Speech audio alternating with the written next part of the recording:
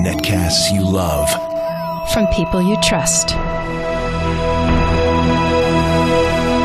This is TWiT. Bandwidth for the Tech Guy is provided by Cachefly. Cachefly.com. Hi, this is Leo Laporte, and this is my Tech Guy podcast. This show originally aired on the Premier Radio Networks on Saturday, September 22nd, 2012. This is episode 911. Enjoy. The Tech Guy podcast is brought to you by ShareFile. Enhance your workflow. Send files of almost any size, easily and securely, with ShareFile from Citrix. Try ShareFile today for a free 30-day trial. Go to sharefile.com, click the radio microphone, and enter Tech Guy. And by Gazelle, the fast and simple way to sell your iPhone, iPad, MacBook, or Android smartphone. Find out what your gadget's worth and get cash to upgrade to the latest phone at gazelle.com.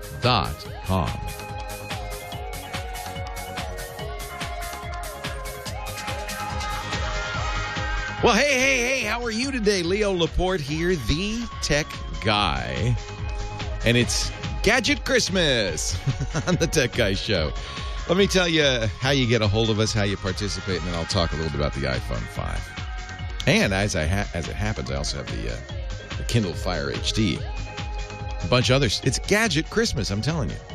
If you want to call the show, we do. It's a call-in show, and I love taking your calls.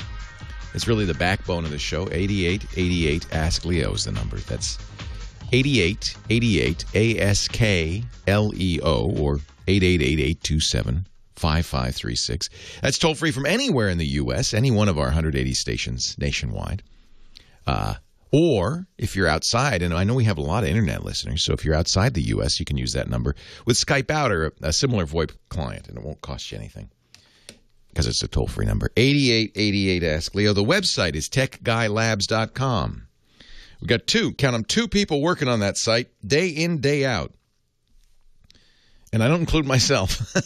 I got James DeRuvo, who takes the notes as I speak. He's writing now. Scribble, scribble, scribble. And then after the fact, Josh Windish, who's here in our Tech Guy Labs.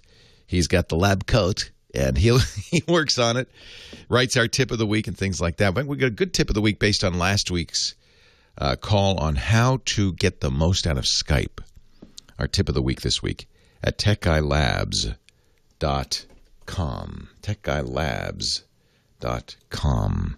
And I do appreciate, each comment or each question has a comment space, each question and answer pair, so you can add your own thoughts as you're listening to the show. Let's see. Well, here it is.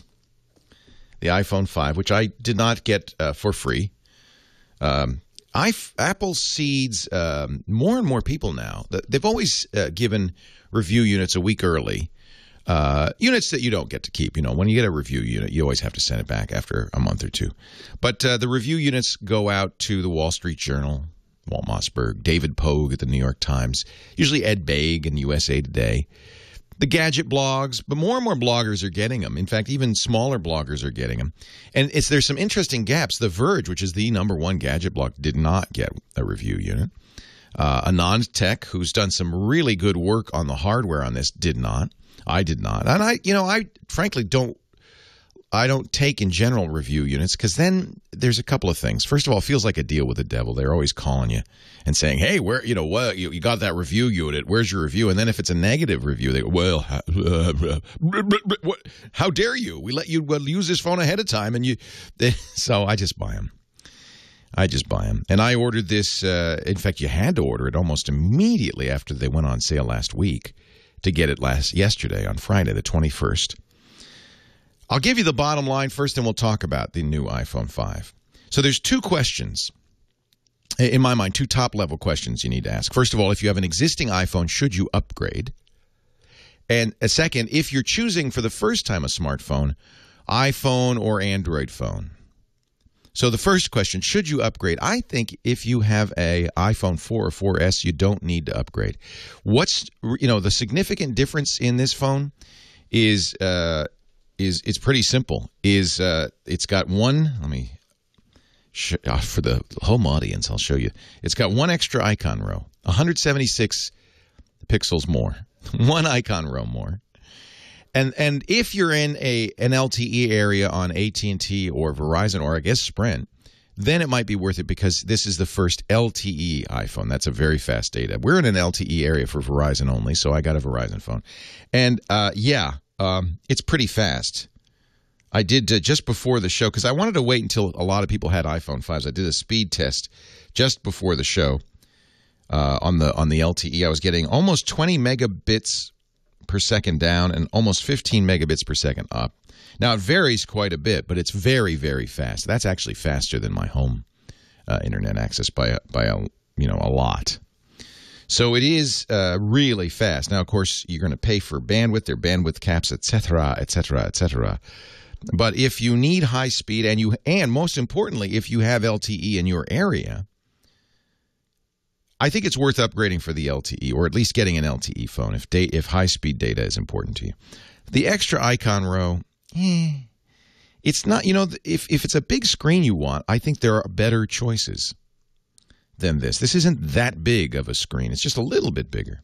So if you have an iPhone 4 or an iPhone 4S and you don't need LTE, I'd say it's not worth the upgrade. Don't spend the money. If you have an iPhone, iPhone 3, iPhone 3G, 3GS, if you have a really old iPhone, absolutely this is worth upgrading. The Retina display is gorgeous. There are some internal differences you may notice. It is thinner. It's lighter. I don't know how important that is, but it's for people who like design, it is certainly a beautiful design. I think this, even though it doesn't have a glass back and has a metal back, I think that's probably a good choice because it's a little more robust. It is a beautiful design. As always, Apple does a great job with design. The screen, according to specs anyway, is a better screen even than the iPhone 4S with a broader color palette. It is very beautiful, very bright. But I think the 4 and 4S were gorgeous too.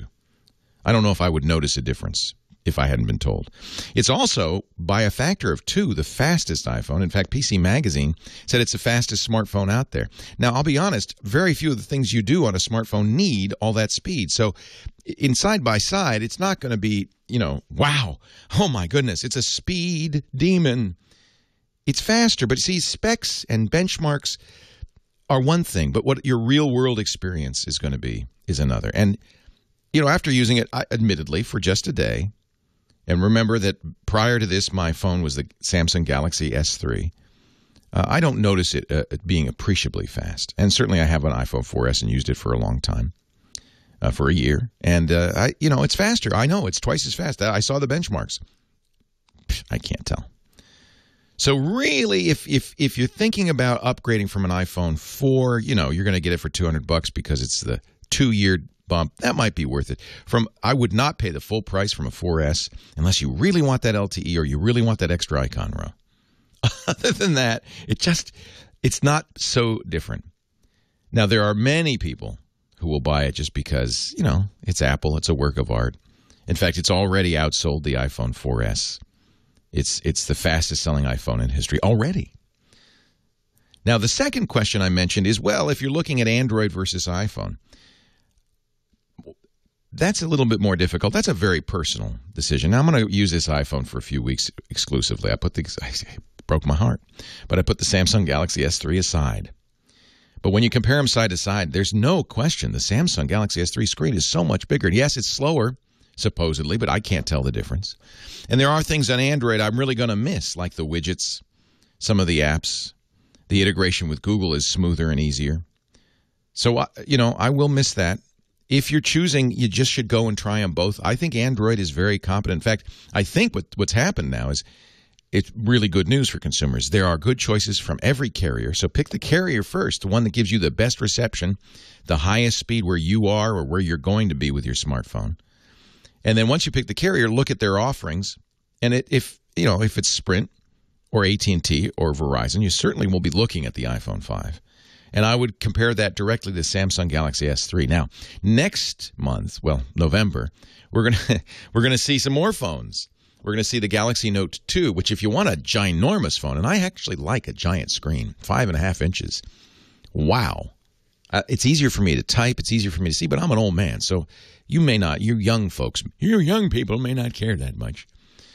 And then don't rule out Windows Phone. Now, Windows Phone is not as mature as Android or iPhone. The app ecosystem is nowhere near as big. And frankly, you feel it when you use it. It feels like it did when we first got the iPhone. But it's elegant, it's beautiful, and both HTC and Nokia have very good ones. People seem to agree the HTC 8X will be the one to choose. Leo Laporte, the tech guy.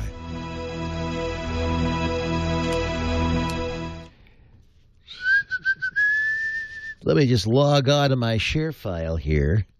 I love ShareFile. You know about ShareFile? ShareFile is saved my life.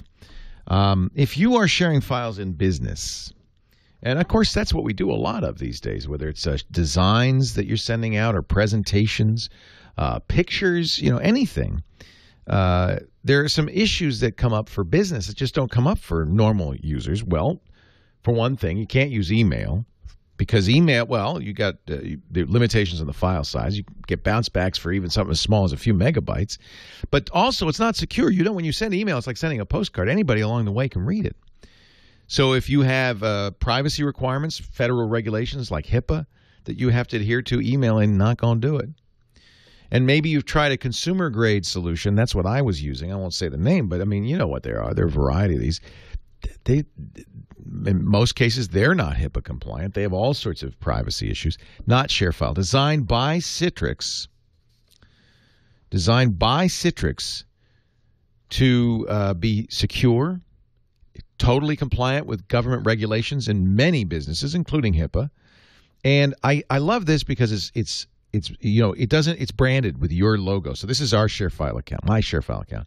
When I have to send voice tracks to the radio stations or advertisements, this is how I do it. You have an address book. You can. There is an Outlook plugin that makes it really easy, but I'll just show you how easy it is just to send a file. I'm going to check this box. Let's say I want to send this to somebody, and press the send button. It's easy in Outlook, but I'll do this from the web page. Now you can actually create an email here to multiple addresses. You have an address book, so you can pull up the address book. You can do distribution groups, makes it easy. Or, and this is what I always do, I can make I do a link. Now notice there's some settings here. Email me. These are all options. Email me when the item's been downloaded or not, Require recipients to enter name and email before downloading. You can say when the download access expires. This is important. You could say it's good forever, or you can say, hey, they've got 1 day to get this, and that's it. You don't lose control of the files. You can say how many times it can be downloaded. So you could say this can be downloaded once for the next day. The recipient has to give me their email address before they download, and I will get an email when they've downloaded it. These things really make a difference. And after that, I click the button, Send Files, and I'm going to get a link. Now, as I said, you can use it in email or create an email, but I like it with a link. So this is the link. Now, let me show you what happens when they paste that link into their browser. They get a dedicated page with our logo, and you put your own logo. Obviously, it's not going to be the TWiT logo. A link. They don't have to sign up. They don't even have to know it's ShareFile. They don't have to do anything, but they click that link in the email, and then they press the download button, and they download the file just like that. It is really perfect. Easy to use. Very, very secure. You never lose control. By the way, you can do ShareFile. You can send ShareFiles from your iPhone, your tablets, your Android phones. They've got clients for all the smartphones. And it's from Citrix, so it's secure and well-designed and by business for business. I want you to try it free for 30 days. We have a Tech Guy offer code. Click the green Try It Free button. And use the code TechGuy, okay?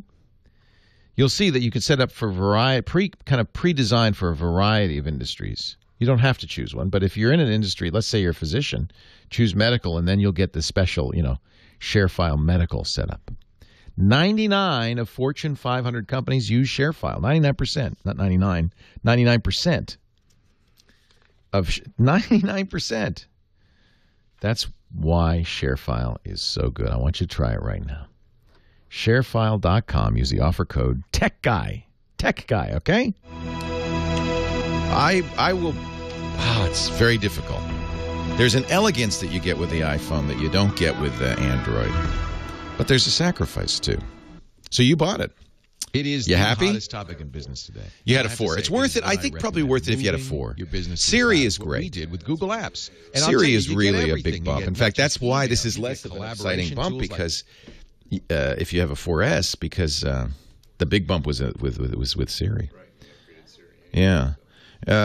So yeah, if you get it for $200, it's probably a reasonable upgrade. It's also your 4 is beat up. It's time to get a new phone, right? Yeah, that's right. It's a hand-me-down. Oh, it's not beat up. It's great. It's a great phone. You love it, isn't it? Yeah, there you go. See, he had it in a case. I don't want to put this in a case. It's so beautiful, but yeah. You know, not because I didn't come from day in, day out use of a 4S. It's like, I've been using a Galaxy S3, which is, not much thicker.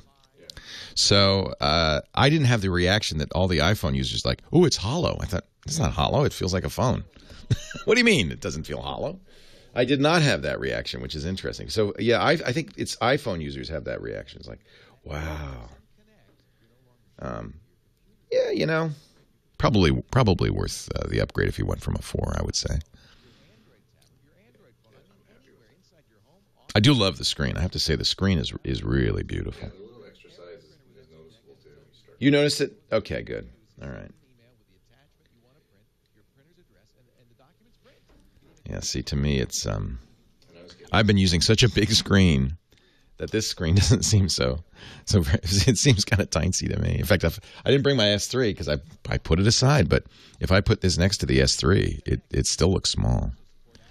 On the other hand, it's not, and it's thin. I do still have the Nexus 7, which I think is a great tablet. It's big enough. It's it's a beautiful screen, and the images are gorgeous. I took a panorama. Let's see if I can. They look pretty good.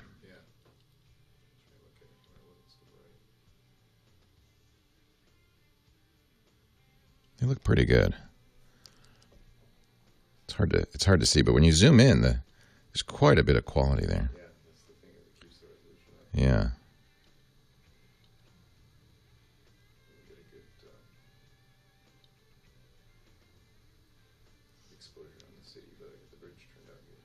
You guys from the city? Where are you from? We're actually from Port St. Oh, yeah, that's where Dvorak has a house there. Do you know John? It's such a small town. I can't imagine. You must see him around. Mimi. Buying wine. Oh, that's neat. I think his wife spends a lot more time up there than he does. Oh, yeah. He bought... somebody told me he bought the oldest insane asylum up there. It's like a hospital or something. It's big. It's a crazy house. It's not little, though, is it? No, I think it's quite big. It's a crazy big house. But maybe that's what they said. They said it was a crazy house, and I thought they meant it was an insane asylum. It's a rambling old place, I hear. Yeah.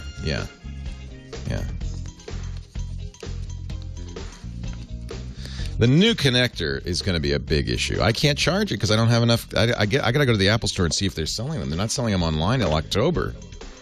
And there's no connector. There's no converter until October. I got to go to the Apple Store and see if they have them because that's going to drive me crazy. I don't have the new charger here. It's at home. I'm not going to carry it around. What if I lost it? Then I'd be really screwed. Battery life, I have to say, it seems pretty good. It doesn't seem worse anyway. Oh, you're an Apple consultant, so you had to buy this. You have no choice. Like me. It's nice not to have a choice. Yeah, well, if you've got the iPhone Maps app, you might think you're in the middle of nowhere. I'm interested. I'm surprised. Leo Laporte, the tech guy, I'm surprised at how much ink is being spilt on how these maps are. It's just the Maps app that comes with the iPhone. There are more than a dozen very good Maps apps out there that, if you're worried about this, you probably should be using. There's even a rumor, although no one's confirmed this, that Google has submitted its own revised Maps app and is waiting approval from the Apple Store. I don't know if that's true or not. But I hope it's true, and if it is, well, it's just a matter of time before you get, the Google Maps back. I have only used. I haven't been driving around much. I've only used the Apple Maps app a little bit, but it worked quite well. I like it that you could tell Siri things like, navigate to work, and it'll do that for you. You can even say, what's my ETA? And Siri will talk to you and say, you'll be about 20 minutes out. That's kind of cool. But I have heard that now it's interesting because among other people, Apple is buying its map data from TomTom, the GPS company. There are two big mapping companies in the world, Navtech and Telenav. One's owned by Ericsson, Sony Ericsson, and I guess it's just Ericsson. Or maybe it's just Sony. Somebody owns it. And the other one's owned by Nokia. And is the basis for Nokia maps. But they license that data. Google licensed that Navtech and Telenav data. In fact, you'll see it when you look at a map. Sometimes it'll say Navtech at the bottom or Telenav.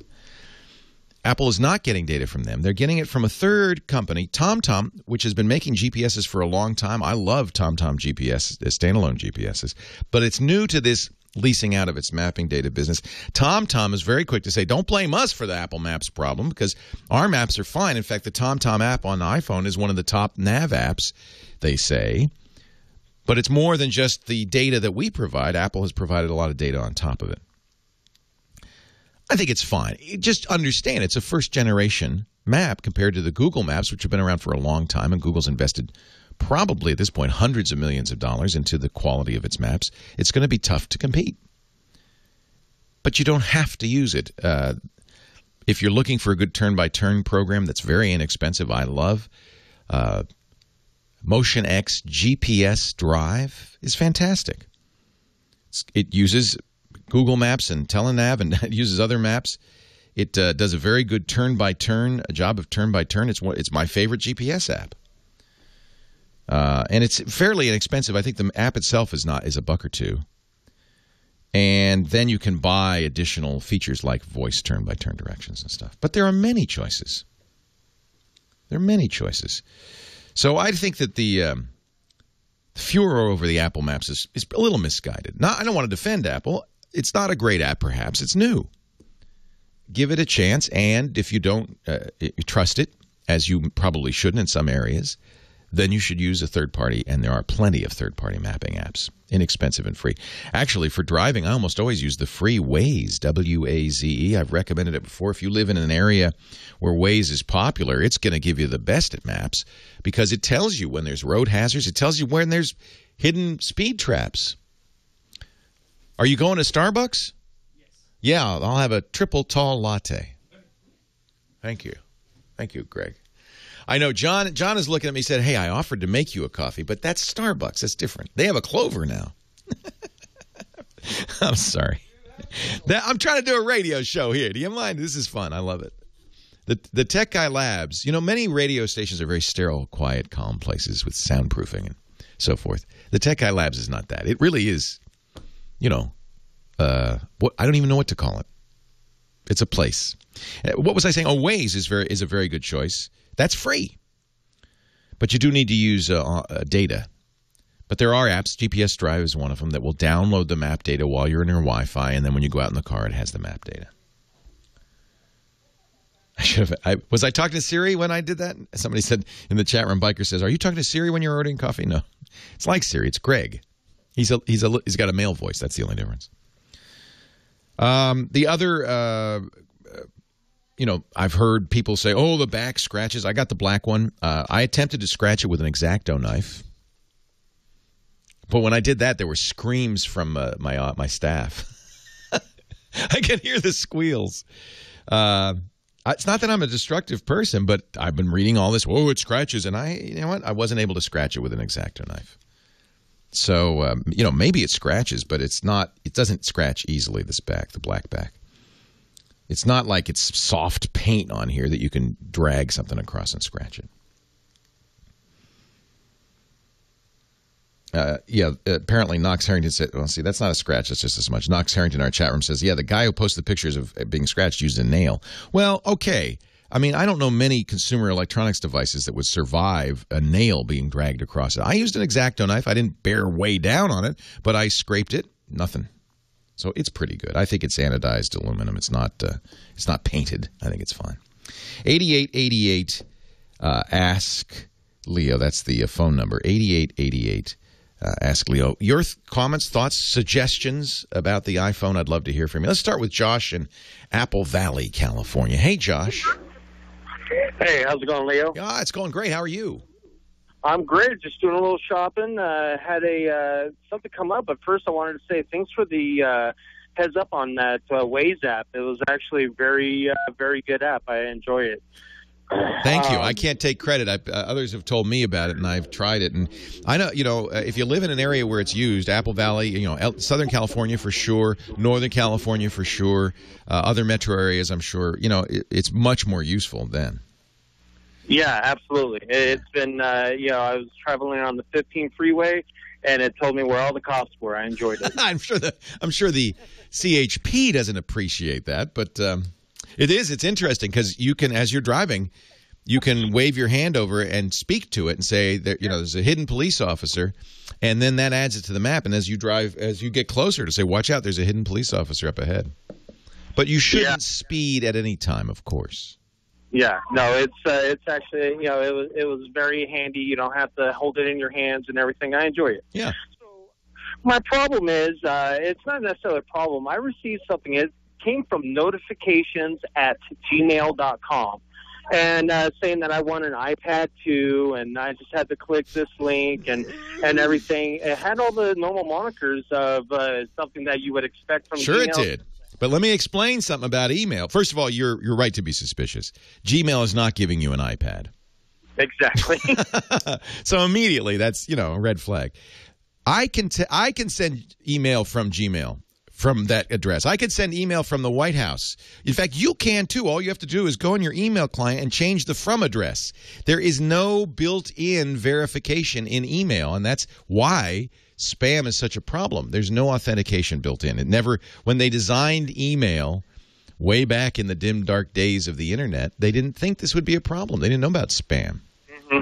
So that doesn't mean where it came from. When you read where it came from, that doesn't tell you anything. If you got really sneaky and started looking at headers, you could perhaps see where it came from. But any smart spammer's hiding their source. Don't buy it. Don't believe it. Google is not offering you free iPads. Leo Laporte, the tech guy. Scott, you've gotten that call twice. Scott Wilkinson coming up, our home theater guy.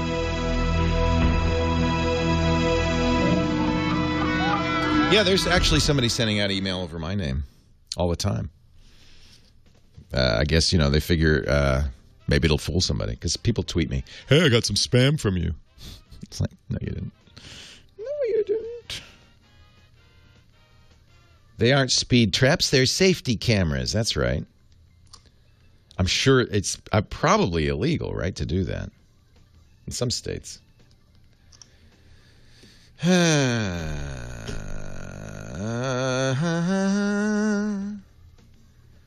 That's not true, Tech Whisperer. I am getting from Verizon LTE in the Bay Area. That's me.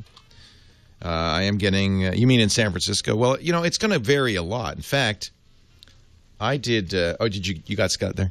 I did 2 tests. I'll show you my 2 tests. I'd used 2 different programs within seconds of each other. So this is Speed Test X, and it got almost 50 megabits down, 48.8 megabits down, and only 7 megabits up at a ping time of 149 milliseconds because it used a server in Fremont. And then this one, which is the Ookla speed test, which is the one I usually use, it got 19.82 megabits down, 14.52 megabits up, and 50 milliseconds ping time. And that server, I think, was in, I don't remember, but I think it was Berkeley. That's where it says. Hey, Scott. Hey, Leo. How's it going? Hey, what were the really good surround sound speakers that were really cheap that you were talking about? Was it Pioneer? Certainly Pioneer would be a good choice. There was some that were they were discontinued, I think, but they were just remarkable, right? I don't recall that conversation. Certainly the Pioneers, last year's Pioneers, the Andrew Jones models. Yeah. That was the one, the Andrew Jones ones. That was it. Yeah. At Cedia, they introduced the next generation of those. Well, that's the problem. But they're more expensive now, right? Those were like $80 or $90. No. They aren't that much more expensive. Oh, good. David Bix in the chat room says they're on sale at Newegg right now. I'm going to go get them. Because I'm moving into a house. So now I have to buy more stereo. More stuff. Yeah, baby. So what do you want to talk about today? Well, I want to announce that I am online again. Yay. I have an online home that I want to tell everybody about. Yay. And then I can answer a question. Okie doke. And you have one? I do. All right. I'm Studio 66. I'm probably going to put ISDN in the house so that I have a alternative, a second place. They like it if you have some redundancy on your studio setup. And it's cheap to put ISDN in. So. And I have 2 Zephyrs. Then I won't have to get up in the morning and Friday and come in here to do the KFI thing. Oh, it's 6 ohm. Is that bad at the new Pioneer? No. That's okay. That's not a problem. Virtually all receivers will drive 6 ohms. If you get down to 4 ohms, that starts to be a problem. Okay. Thank you, Jim 4. I'm going to let everybody know what's going on here. This is only a part-time thing. I still have have a ways to go yet, but it's a start. Yay! Wow. Looks like I'm going to also be starting to write a few technical papers for manufacturers. So that's going to be one arm of a several-armed approach, the octopus approach. Good. See, I see this speaker, Pioneer speaker. I'm looking for a system, though, right? A HDIB or? Are you? Well, what am I looking for? Well, you have the Emotivas already. Yeah, but those are upstairs. I have to set it up to. You're looking for a whole new surround system. Just a cheap one. Hey, Leo. Pioneer, for sure. Line 2 might be good for Scott. A good Scott question, if you are interested. Very good. Okay, actually, this is a good one for you, Scott. Cool. Leo Laporte, the tech guy. Lots more to talk about with this new iPhone 5, and I will talk about the connector, because that's kind of a problem. I got one cable. And I guess they're sold out everywhere. But that'll all ease up a little bit. Hey, guess who's here? Our home theater geek, Mr. Scott Wilkinson. He hosts a podcast on the TWiT network called Home Theater Geeks, TWiT.tv/HTG, every Monday, 1 p.m. Pacific, 4 p.m. Eastern Time on TWiT, which is my personal podcast network. I liked them so much I bought the company.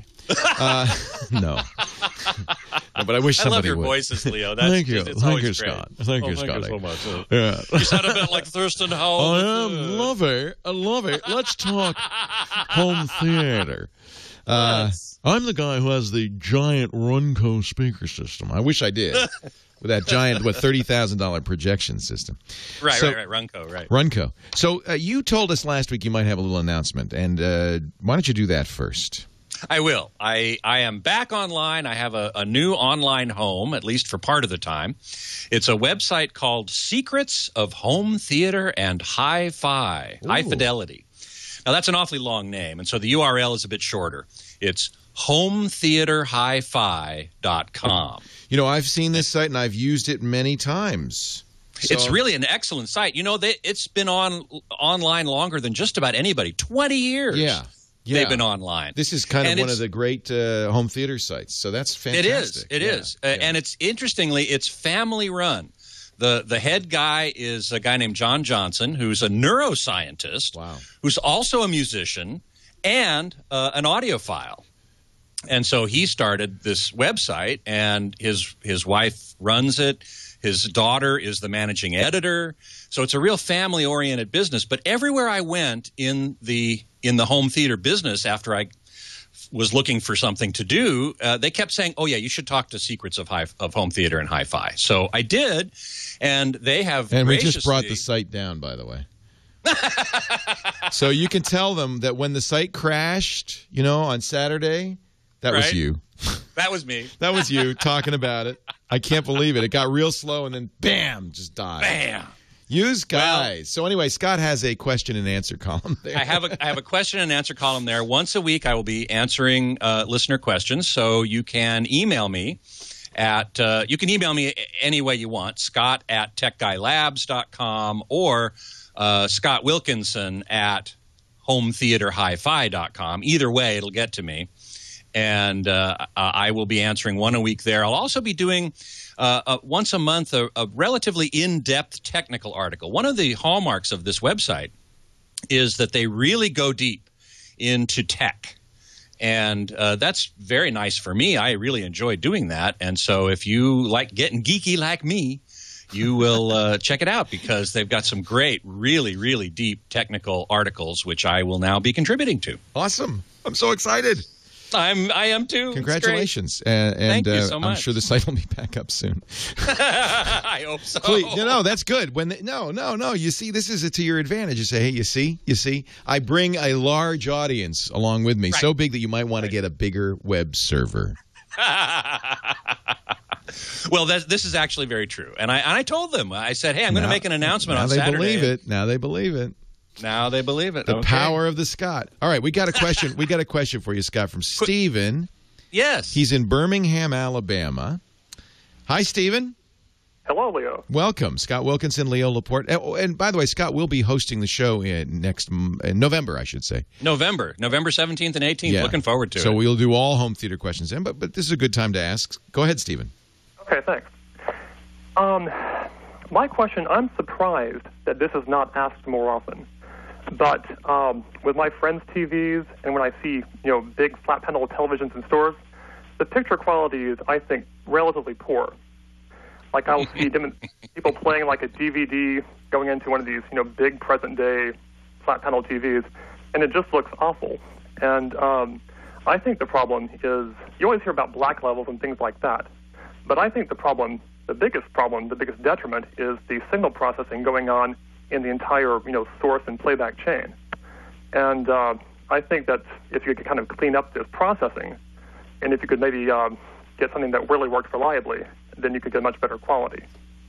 And that's what I'm concerned about. So, yeah, in fact, all TVs, all big screen TVs, Scott, right, have DSP processing for the signal. Yes. Sure, and when absolutely. you're playing back standard definition, which is like I Love Lucy from the 50s, or similar. Or any DVD, really. Well, DVDs are enhanced definition. So standard definition is like 400 lines of resolution. DVDs are 480p. In both of those cases, you have to upscale them for the big screen TV, for the 1080i input to the TV. So the DSP processor is doing that upscaling. Correct. And some processors do a better job than others, for sure. And so certainly one of the things I test for when I review a television is how well it does that. Yeah. But I think my first thought when I heard this question was when TVs are put in their box at the factory and shipped out to retailers, and the retailers take one out of the box and put it on the show floor, and they turn it on, it's pre-calibrated to be too bright and too blue.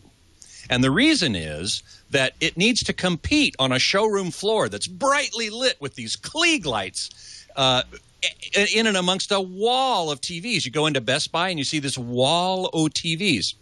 They're all miscalibrated on purpose by the manufacturer.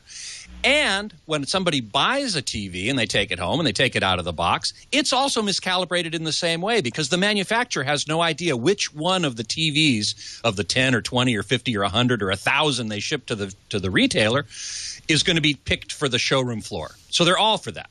And most people don't take the time to take any look at the menu or anything like that and set it up properly for a home environment.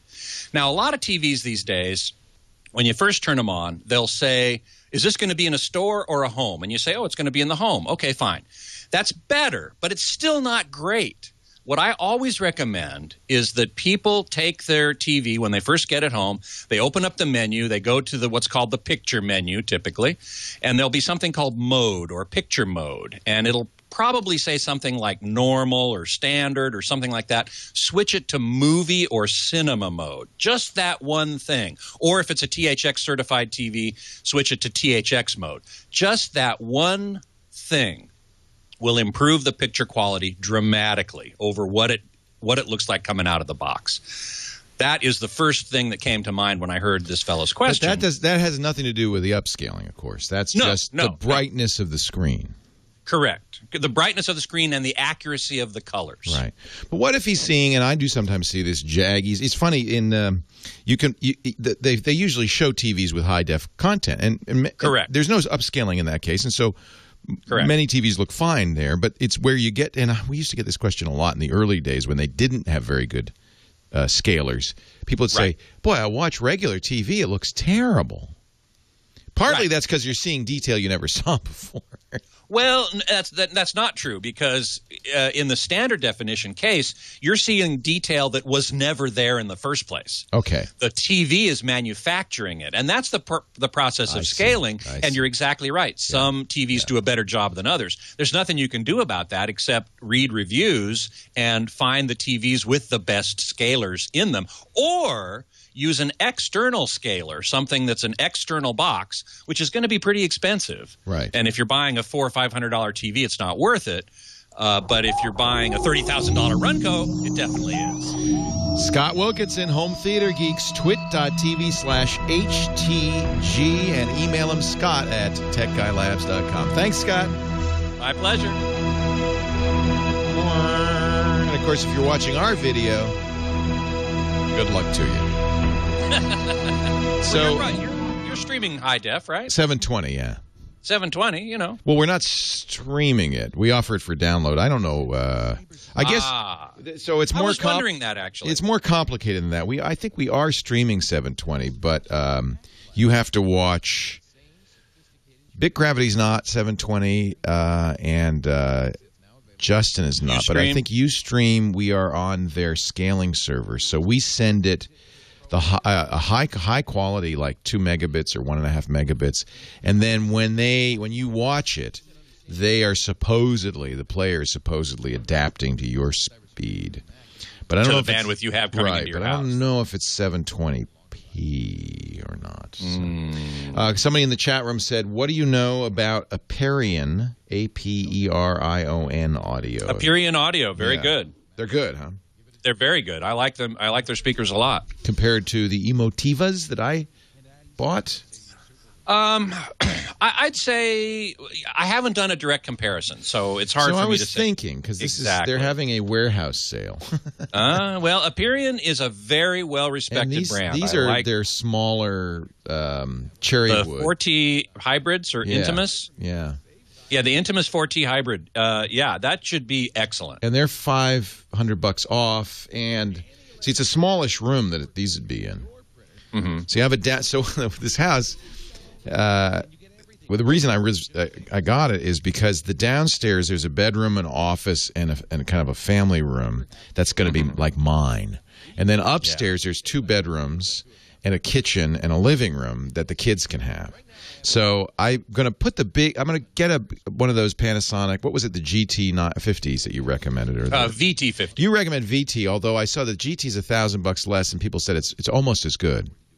I haven't reviewed the GT50, but I wouldn't be surprised. Last year, the GT30 was not quite as good as the VT30. Okay. The GT30 is in the middle, and it had a bit of middle. It's our middle line, and it had a bit of a problem with what's called gamma. Well, maybe I'll pay $1,000 more. Well, but is that worth $1,000? That's a good question. Yeah. I think the GT50 should probably be fine. So I want to get the 65 upstairs, and I'll put the Emotiva system up there. Right. And then downstairs for my personal little system, I was thinking of these and the TV I've got, the Panasonic or the Pioneer Elite. Or the Pioneer. So where's the projector going?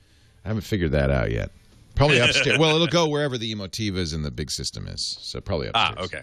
So no, somebody's saying you broke your lease. No, the apartment was leased for six months, and I was looking for somewhere bigger so the kids could stay with me sometimes. And so and my mom's coming out in February, so I need a guest. Well, you want a place for stay mom, with me in a studio apartment. So. Right. That wouldn't be very nice. Well, that's great. Again, anytime if you want some help setting stuff up, let me know. I'd be glad to come up and help Once again, I'm buying more crap. But I have to. And I'm going to buy a bunch of Sonoses now too. It's just going to cost. Oh man, but I like having that. Music is so important to me, having it everywhere. That Sure. And Sonos is a great way to do it. Ain't cheap, but it's really no, the it's best really way to do it. expensive. Yeah. These things are in some ways this is cheaper, so maybe it might be better just to. But I don't know. Well, the Hyperion Intimus Fortes would be an excellent choice for speakers.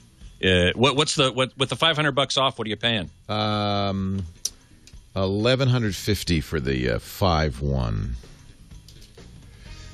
Okay, that's not bad. And it's in cherry, which I like. Uh-huh. So that's a big sub, tower, left, right, a center channel, and 2 rears. Anyway, gotta go. Yeah. Thank you, Scott. My pleasure. Take Talk care. to you later. Bye-bye. Leo Laporte, the tech guy. 8888 Ask Leo. That's the number if you want to talk high tech, and it can be anything from a computer to a smartphone to a home theater, as you can tell. We've talked about all three. William is in Puerto Rico. He's calling via Skype. Hi, William. Leo Laporte, the tech guy. Hi, Leo. Greetings from Puerto Rico. Hello. It's good to talk to you.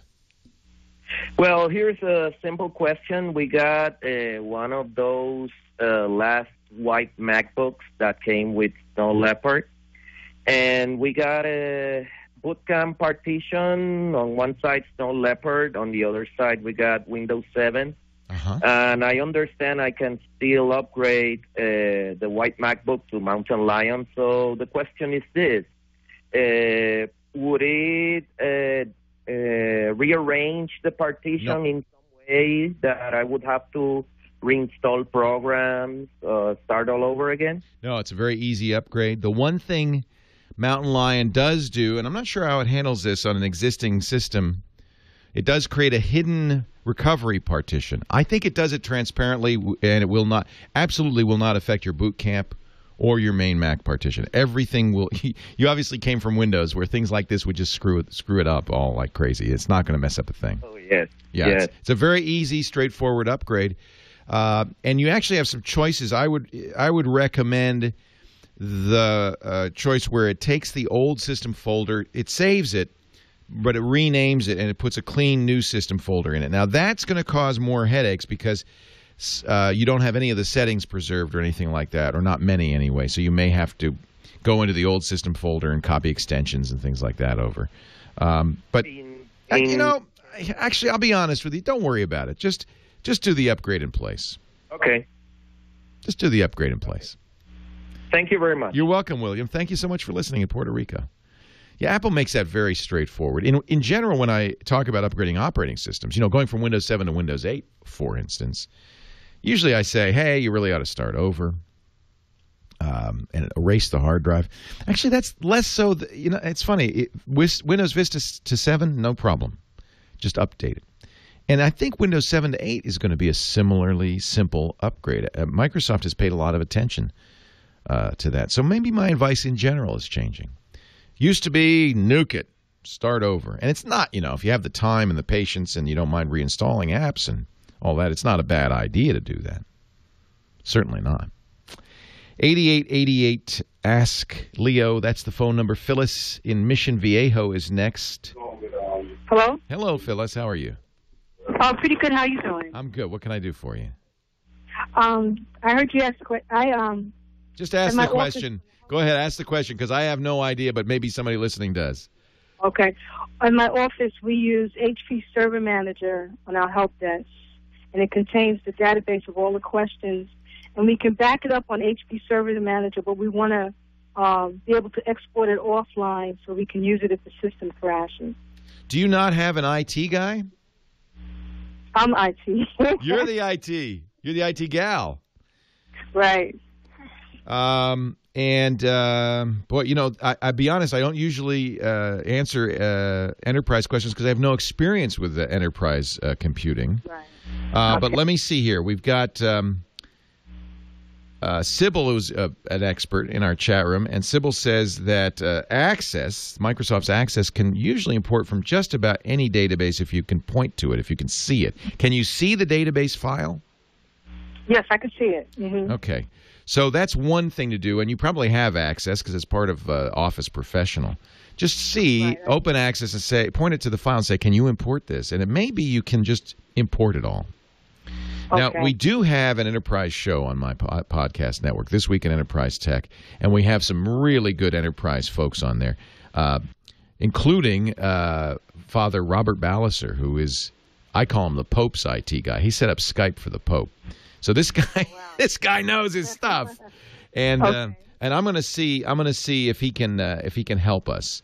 But I don't know. You know, a lot of times companies like HP will keep that data in a proprietary format to lock you in, right? They want you to keep using Service Manager, right? That's right. That seems to be the problem. Yeah. So, and of course, they want to charge you that yearly subscription fee and the support fee and all that stuff. And I can understand you might want to get off of that, and I can also understand where they're going to make it as hard as possible. Did you call HP? Were they any help at all? No, they weren't. Yeah. I think they just want to keep us. They want to lock you in. Yeah.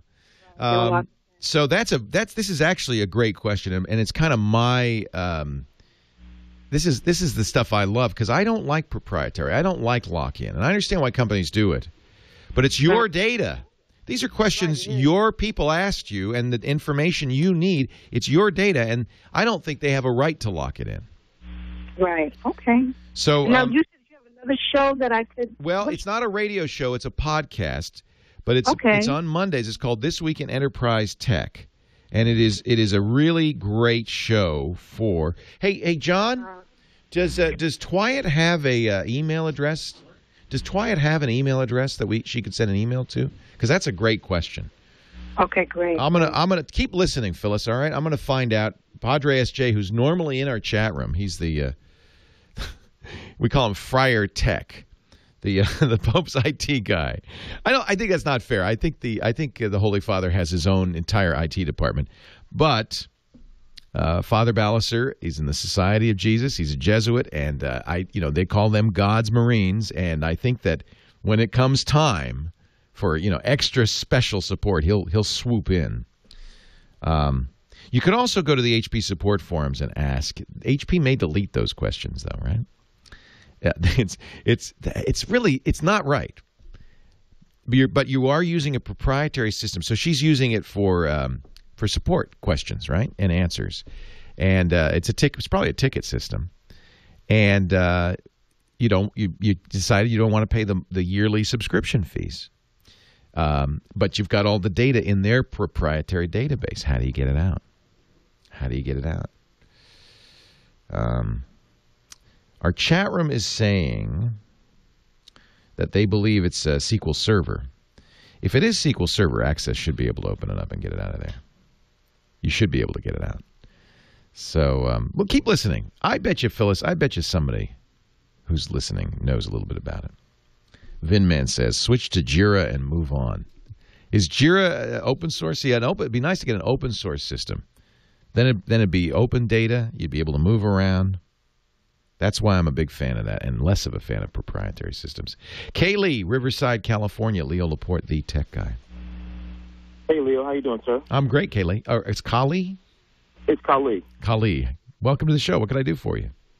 Hey, I have a question about the screener called it a soundboard, but I don't even know where I would begin, whether it's something like a keyboard or some sort of computer program. Hang on the line, and I'll tell you what, we're going to take a news break, and I'll come back. You'll be first in line. Leo Laporte, the tech guy.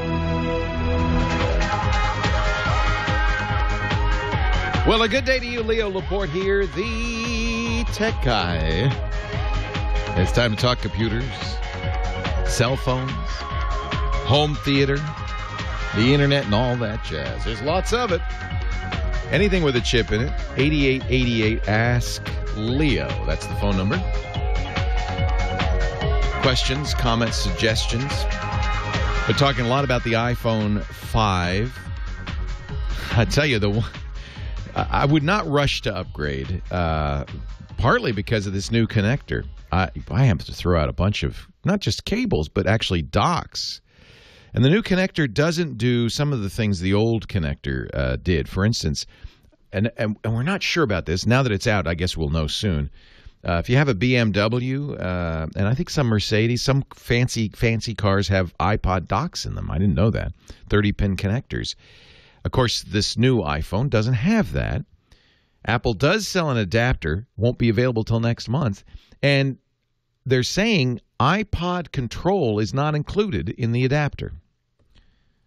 That means that if you have a car that you connect to the iPod and you're able to control the iPod from an interface in the car, that's going to go away.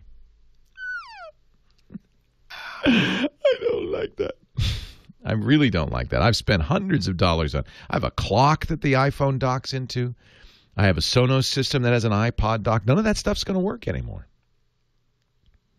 even with an adapter. There's also right now a shortage of cables. That means I have one and only one cable that will charge this phone. That's not good. That's not good at all.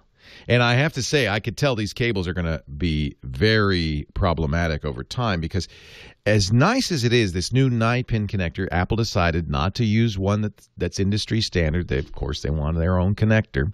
They say it's for technical reasons. I believe them. And certainly there's one thing that's nice about it. Unlike USB, it's reversible. You can put it in either way. It's fine. But it clicks in there solid, and it's in there. And I know that it's a little tiny thing to grip, so it's going to be people are going to be pulling on those wires, and that's going to separate soon. So if you get a new iPhone, be very careful with that cable because that's the one and only cable you're going to be able to get for some time.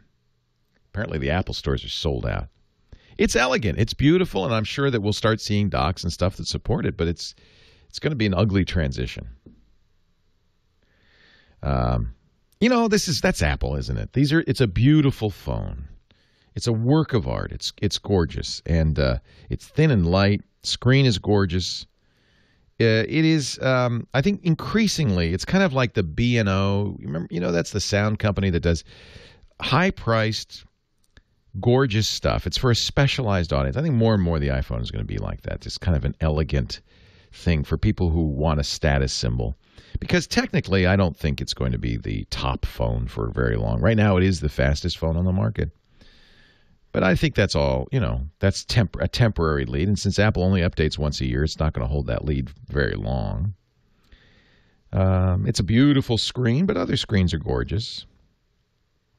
It's just, it's the fit and finish, the feel, even the connector. It's elegant. It's precious, says B2 in our chat room. I think that's true. It's precious.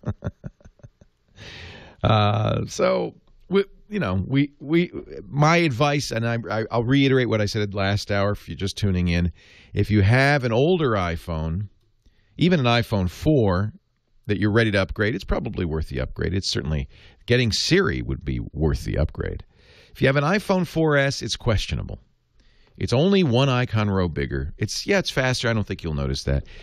The only compelling reason to get this is if you're in an LTE area with your carrier, Verizon, AT&T, or Sprint, because the LTE is really, really fast. I'm getting amazing speeds on my internet connections. Not Wi-Fi, but out in the field, the 3G or 4G in this case, data connections are really, really good. So if you're in the iPhone universe and you're ready to upgrade, that would be a good reason to do it. But it's not so much better than the iPhone 4S that I would jump. And I would get iOS 6 for the iPhone 4S. That Siri does have some nice improvements. But don't feel like you need to get the new phone. Now, the other question, everybody says iPhone 5 versus, let's say, the Samsung Galaxy S3. And that's a very personal choice. I'm going to use the iPhone 5 for a few weeks. I'll have a better sense. I'll let you know what I use, but it's just me, right? I like the Galaxy S3 a lot. Bigger screen, I like a bigger screen. I really like having that real estate. And this is not that big a screen. Certainly, it's 4 inches, but it's tall and thin. So it doesn't have a lot of screen real estate compared to, say, a Galaxy S3, and certainly not compared to, say, the new LG Optimus or the Galaxy Note 2. That's a big. Those are 5.5-inch and bigger screens. They're huge. Camera's great.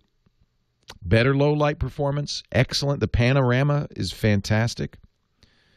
But these are all small improvements over the iPhone 4S. And if you have a 4S and you're happy, I'd say stay with it unless you want that LTE. So that's just to reiterate my advice. And as far as iPhone versus Android, well, that's a personal decision you're going to have to make. I'll probably go back to Android because I like bigger screens. And I like a lot of the features of Android. So before the break, a colleague called and from Riverside, California, and we had to take the news break. Thank you for your patience, colleague. What can I do for you? Hey, no problem, Leo. Hey, Bang & Olufsen, was that the brand? Yeah, Bang & Olufsen. Beautiful stuff. Yeah.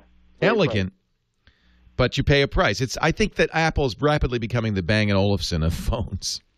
Right. Right? I mean, it's a gorgeous phone. Yeah, but I use another brand on Android anyway. So. Yeah, and I think a lot of stereophiles would say, well, you could pay a lot for B&O, but you're going to get better sound from other devices. They just won't look as cool. And I think it's similar with the iPhone. Now, you're going to get, in many ways, a better phone with Android. But that's a personal choice that everybody has to make for themselves. I cannot make that choice for you. Right. Yeah, I used to be a Windows phone guy, but then I went straight to Android afterwards. Yeah. The new Windows Phone is worth taking a look. Windows Phone 8 looks great. And the HTC 8X, which they announced this week, my Windows guys, Paul Thurrott and Mary Jo Foley, who do our Windows podcast, both say that's the phone to beat. Not the Nokia Lumia 920, but the new HTC 8X looks beautiful. I'll have to give it a look. They're going to be on AT&T? Say again? They're going to be on AT&T? Yes, AT&T. Okay, I'll probably take a look. Yeah. Hey, but no, for real, this is my question, and it's about radio. When I'm listening to certain radio shows, they're able to produce sounds or words, yeah, or even phrases at the drop of a dime. Like whoop, donk, yeah. Right, but it's also words or even a long phrase or maybe even a 30-second drop. Right. I'll tell you the truth. Most radio shows that do a lot of that have a dedicated engineer running aboard, as this show does, Kyle Benham. And they have cart machines. They look like 8-track tapes, and they can play on the dime, and they'll slam these cart machines in. Now, they are getting more sophisticated. And, for instance, do you have an iPad? I do not. I have an Android phone, and I have a laptop, but I could get an iPad. That was one thing we had thought about. We were trying to figure out the cheapest way to do it, whether it's going to be some sort of touch screen or... Are you doing a radio show? Yeah. Awesome.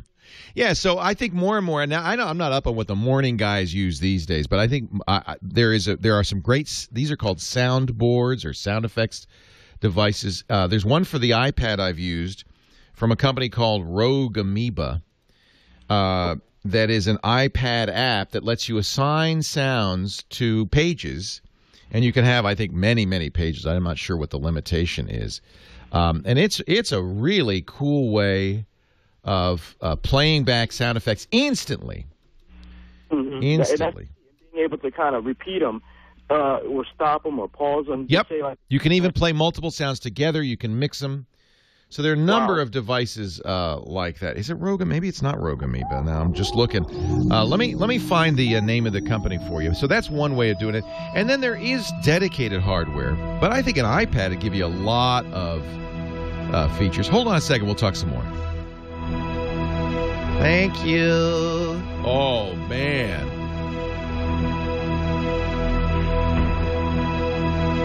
Soundboard. That's it. I think that's it. I don't have my iPad here. I wish I did. Now, is there one? If you're a sysadmin or you're in IT, you know the classic juggling act. Is there? Yes. No. This is Ambrosia. This is the one. Yeah. Soundpad. Not Rogue Amoeba, but Ambrosia. You're absolutely right. That's the one. It's $20, which I'm not crazy about, but boy, this lets you do anything you want. So that's one. And then you said there's one for the Android? Yeah, I saw that, Dr. Mom. So the question is Sonos going to give us a new one? I went to the Sonos page to see what they're doing. Soundboard Maker Pro. All right, let's look at that here. Servers for a few weeks, not a problem. Want to run your company's website, email, or billing systems on one of the most reliable cloud networks? Not a problem. In today's market, business is expected to be agile and move fast. IT's no different.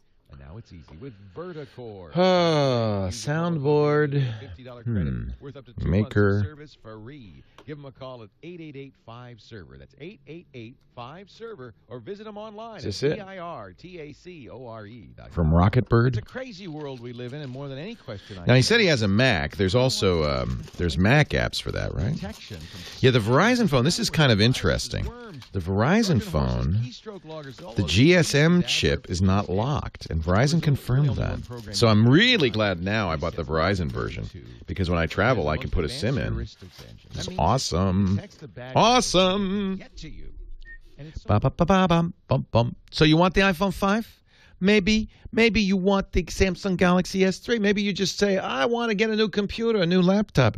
What do you do with the old one? You get money for it at Gazelle, Gazelle.com.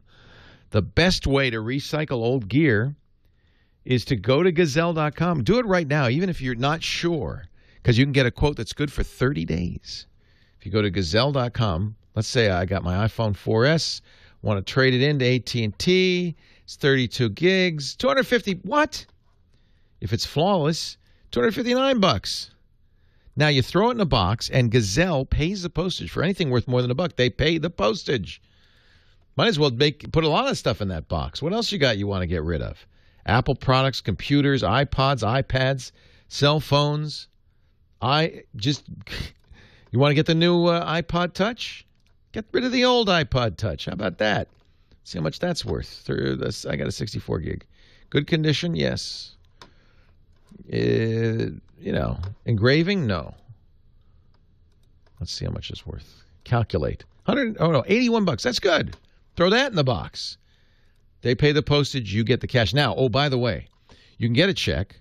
You can get a PayPal credit, but you can also get an Amazon gift card. That's what I do, because they bumped the Amazon gift cards by another 5%.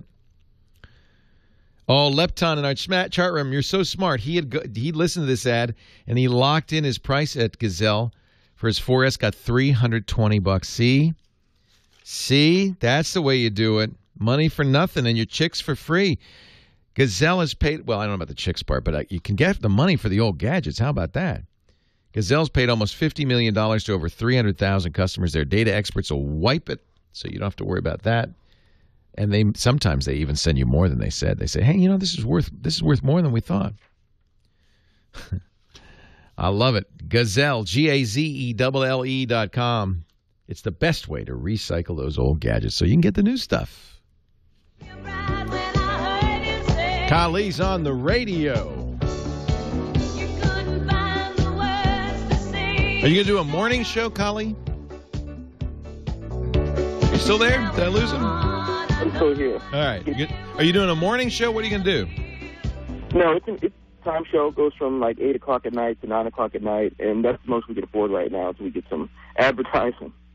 Radio is so much fun. I just love it. It is fun. It is fun. That's why I'm doing it. A couple of us doing it, and we're having a blast at it. It's a great medium for performance because you only have to do the audio. And it's the brain.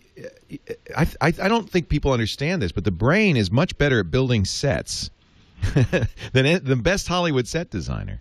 So if you can play on people's imaginations and create in their mind the place where you are and what's going on, it'll look better than any movie ever did.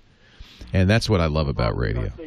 The problem is our signal is so weak at nighttime that we don't get out very far, so we have to use other means. We're on the internet too. Look, this is the future, Yeah, hopefully they can hear us on. There's probably more listeners on the internet than there Absolutely, there will be. Absolutely, and that's what's changing radio is internet radio. It means anybody who's good, who's talented, who's creative has a chance to make a name for themselves and go on from there. Look, watch Howard Stern's movie or read his book about the struggles that he went through.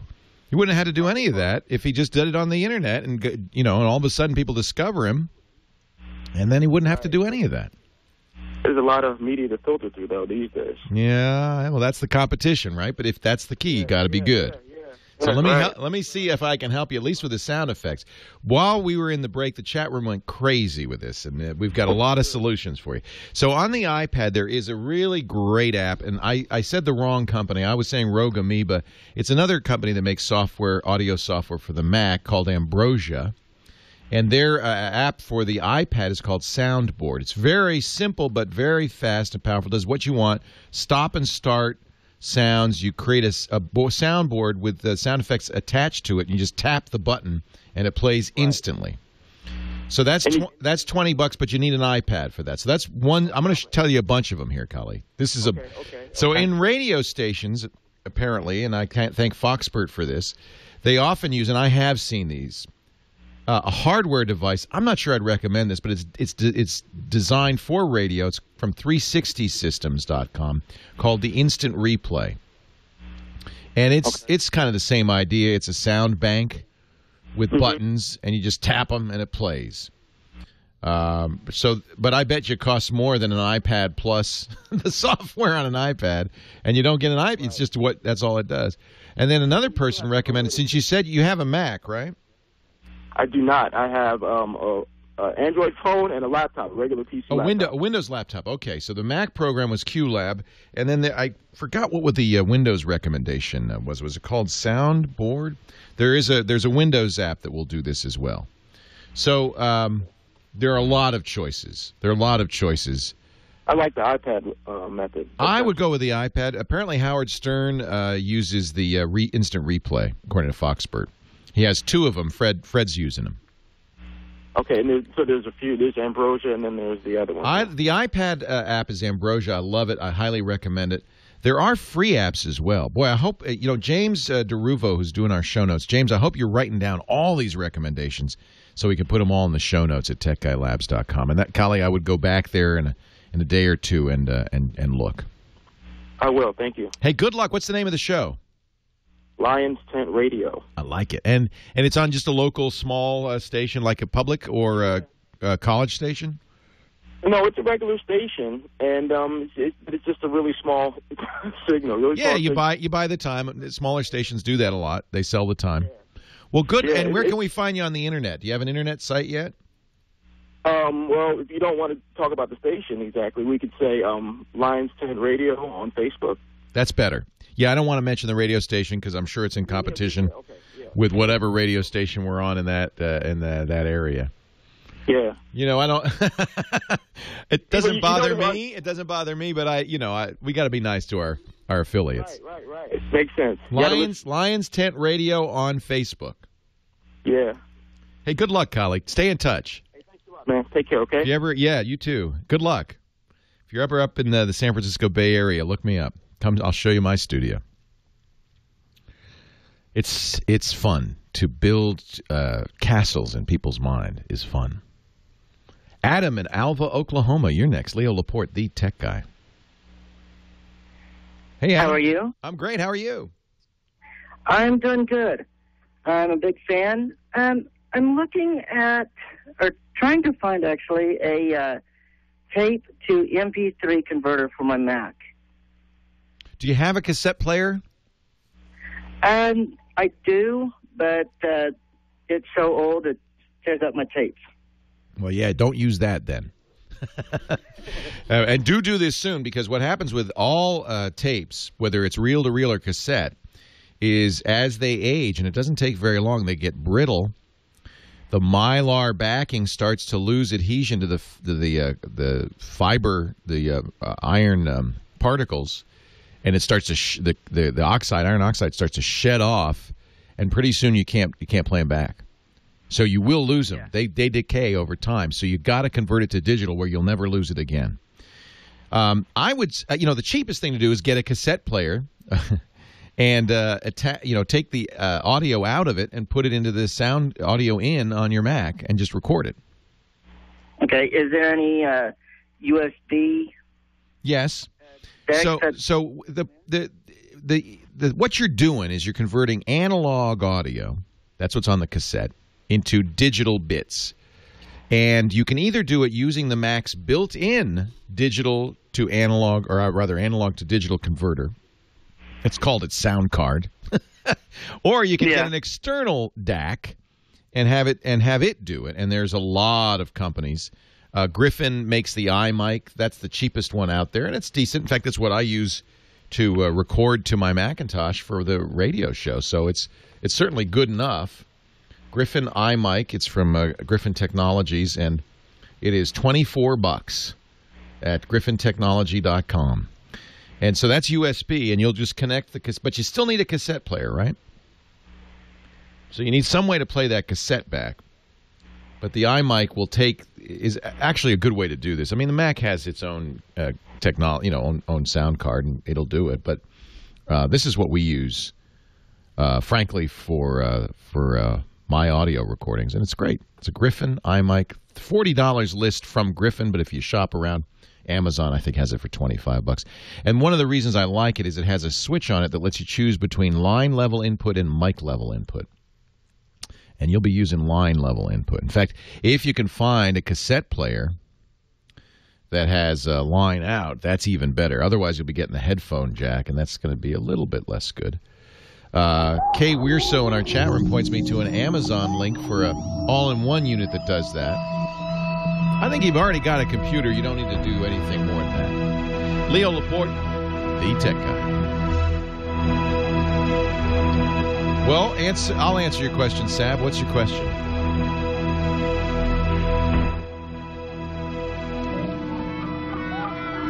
Are you naked, Dr. Mom?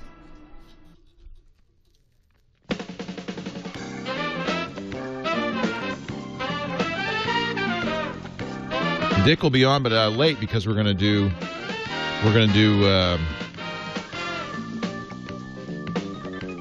pre-taping for shows. I know, Dr. Mom. She showers with this show. Lou, thanks so much for helping out with Mark Rasinovich. I really appreciate it.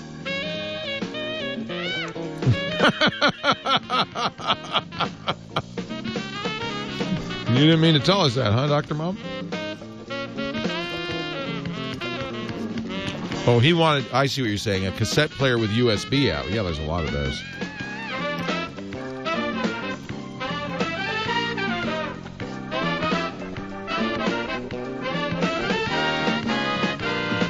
Yeah, I don't know. Maybe she meant to text it. I don't know.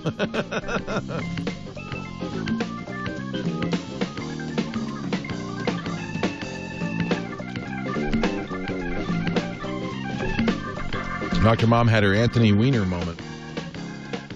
Leo Laporte, the tech guy, taking questions at 8888. Ask Leo, 888-827-5536. Toll free from anywhere in the U.S. of A. Outside the U.S., call me with Skype. Robert's in Gilbert, Arizona, our next caller. Hey, Robert, Leo Laporte, the tech guy. Hi, Leo. I'm having difficulty with my Wi-Fi connection. I'm on DSL with the CenturyLink Netgear router and Dell Inspiron, and I'll be just browsing with Google Chrome, and all of a sudden, everything will slow down. Like a page won't load. I'll hear my fan come on, and when I look at the task manager, there's a program called Service Host, I guess SVC. Yeah, that's normal. That's a normal program. Okay, if I kill that, boom, everything, loads right up and it's fine. Yeah, what you're killing is whatever's using Service Host. So, how old is the computer? About 4 years. How much RAM do you have? How fast is it? Gosh, I don't know. It's probably like, I want to say 512. Yeah, that sounds very low. So Windows 7 Intel Core. But it's not got to be more than 512 megs of RAM. I hope. Yeah, I would think so. If it's not, that's your problem. So services are things running in the background, like indexing and so forth. You can examine what services are running, and you can see what it is that is you can at least get an idea of what it is that's taking up cycles. If it's running an index, which sometimes does, Windows has a bad habit of starting to index the hard drive at very inopportune moments. It's not supposed to do it when you're busy. But that's one thing. So that could be the indexing service.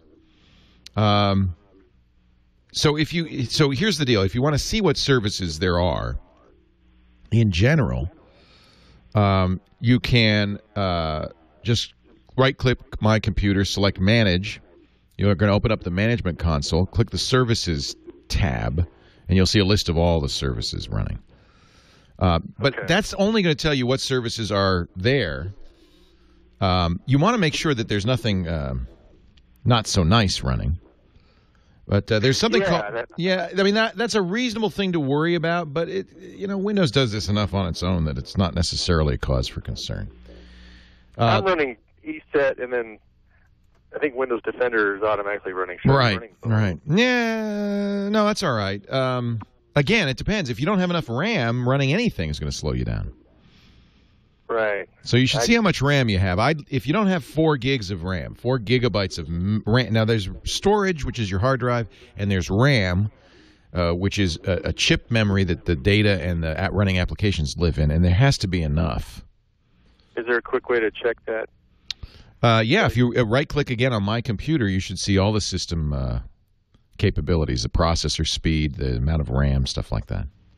The other thing you can download, there's a really great program from a guy who I just think the world of, named Mark Russinovich, on Microsoft's site. It's called Process Explorer. And you can run that, and you'll see what things are running. Okay. And so you can actually watch as things start running. Now, your browser takes up a lot of CPU cycles. Displaying graphics and stuff is actually a very time-consuming, CPU-consuming thing. The service host that could be running, it could be running a lot of things. Windows indexing is one that's just kind of a nightmare. Really will slow your machine down. And if that's it, you might want to... When I look at the percentage of the CPU that's running, it's not very much. Oh, well, that's good news. Then it may be a lack of RAM. Okay, I'm 2 gigabytes. So yeah, 2 gigabytes is okay. It's not great. Okay. All right. I'll try this. We have a guy in our chat room who works at Microsoft. He says, here's what you do. Oh, okay. Run the Task Manager. You can do that by Control-Alt-Delete. But you want to get the Task Manager running and click the Processes tab, because this is kind of like the sysinternals program, only you've already got it. And then click on the Service Host Process, the SVCHOST process. Okay. And right-click on it and go to Services. It'll show the services that are running and how much processor they're using. And that will give you some idea of what's using up a lot of the... Okay. For 2 gigs, it shouldn't be slowing down with 2 gigs, but it just depends on what's going on and how busy it is. I don't really do anything except browsing and listening to you. And yeah, the fan coming on means that your CPU is ramping up. Right. So it means something's working. And the one that's notorious for this is the disk indexer, the Windows indexer. It's just a notorious. So see if that's running. If it is, kill it instead of service host. Let the other services continue. See if that helps. When you kill service host, you're killing all the background services. Some of those you don't want to kill. Probably. That's my big hammer. Hey, it works, though. Nothing wrong with that. And you're killing the antivirus, and all that stuff, too. Oh. Is the Samsung Galaxy Reverb, is that a decent phone like that? Was it the Galaxy Reverb? Let me look at this one, because there's Samsung has so many dang names. Which carrier is this on? And so I don't know if it's the same as the one you like. What is it? I like the S3, but the S2 is quite good. The Reverb is going to be on Virgin Mobile, it looks like, as Sprint as well. Yeah, I like paying that little. Yeah, no, I do too. And let me look at what it is here. Yeah, it's it's kind of a low-end Android phone. It's a single-core processor. It's probably inexpensive. But remember, I think a lot of times people pay attention to the price up front. And, free versus $200 or $50 versus $200. Yeah, that's $150. But remember, you're paying $80 or $90 a month. The real price of a smartphone is not the upfront cost. So, my choice over this would absolutely be the Galaxy S3. That's a great phone.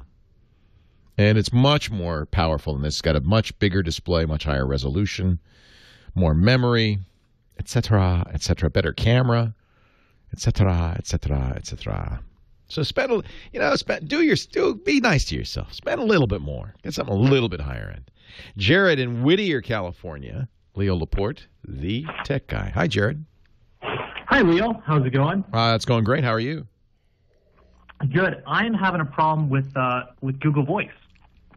Okay. I fully transferred over to Google Voice. Love it. I'm a big Google Voice user. In fact, I use it for my home phone with an Obi-Hi. Okay. Right. I use it for my cell phone now. That's the primary. Yep.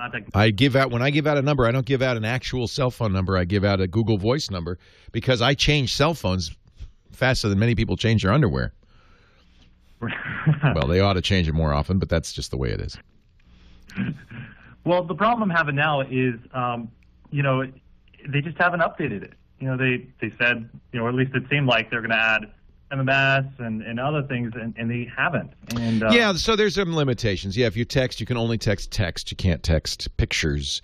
MMS is dying, though. You understand the reason that they're not rushing to support MMS is because if people want to send rich text instead of text, you should use, Messenger, Google Messenger, Facebook Messenger. Just use another program. I'm very happy with Google Voice. It is free, remember. Leo Laporte, the tech guy. Kind of hard to complain about a free service not giving you more.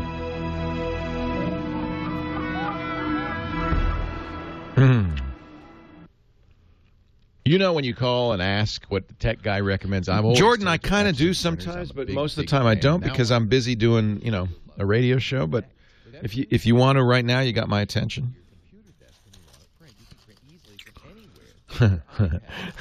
Padre SJ says, I never find it hard to complain, regardless of price.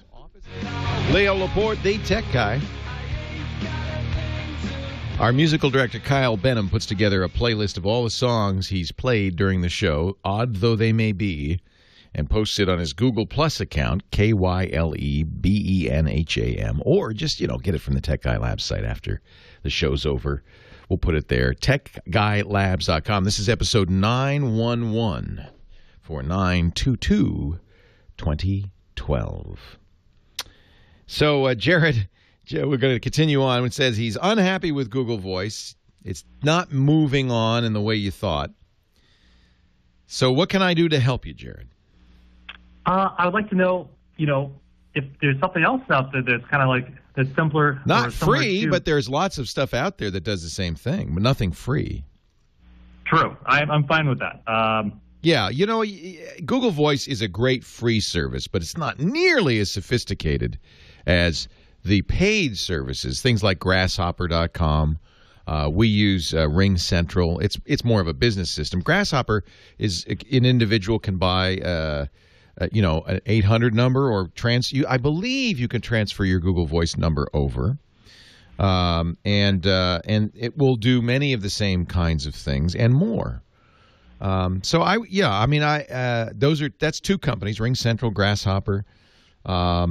Maybe the chat room has some other suggestions for, what do you use Google Voice for? You said you have one number, which is nice, and that would ring your home phone, your cell phone, your office phone if you want.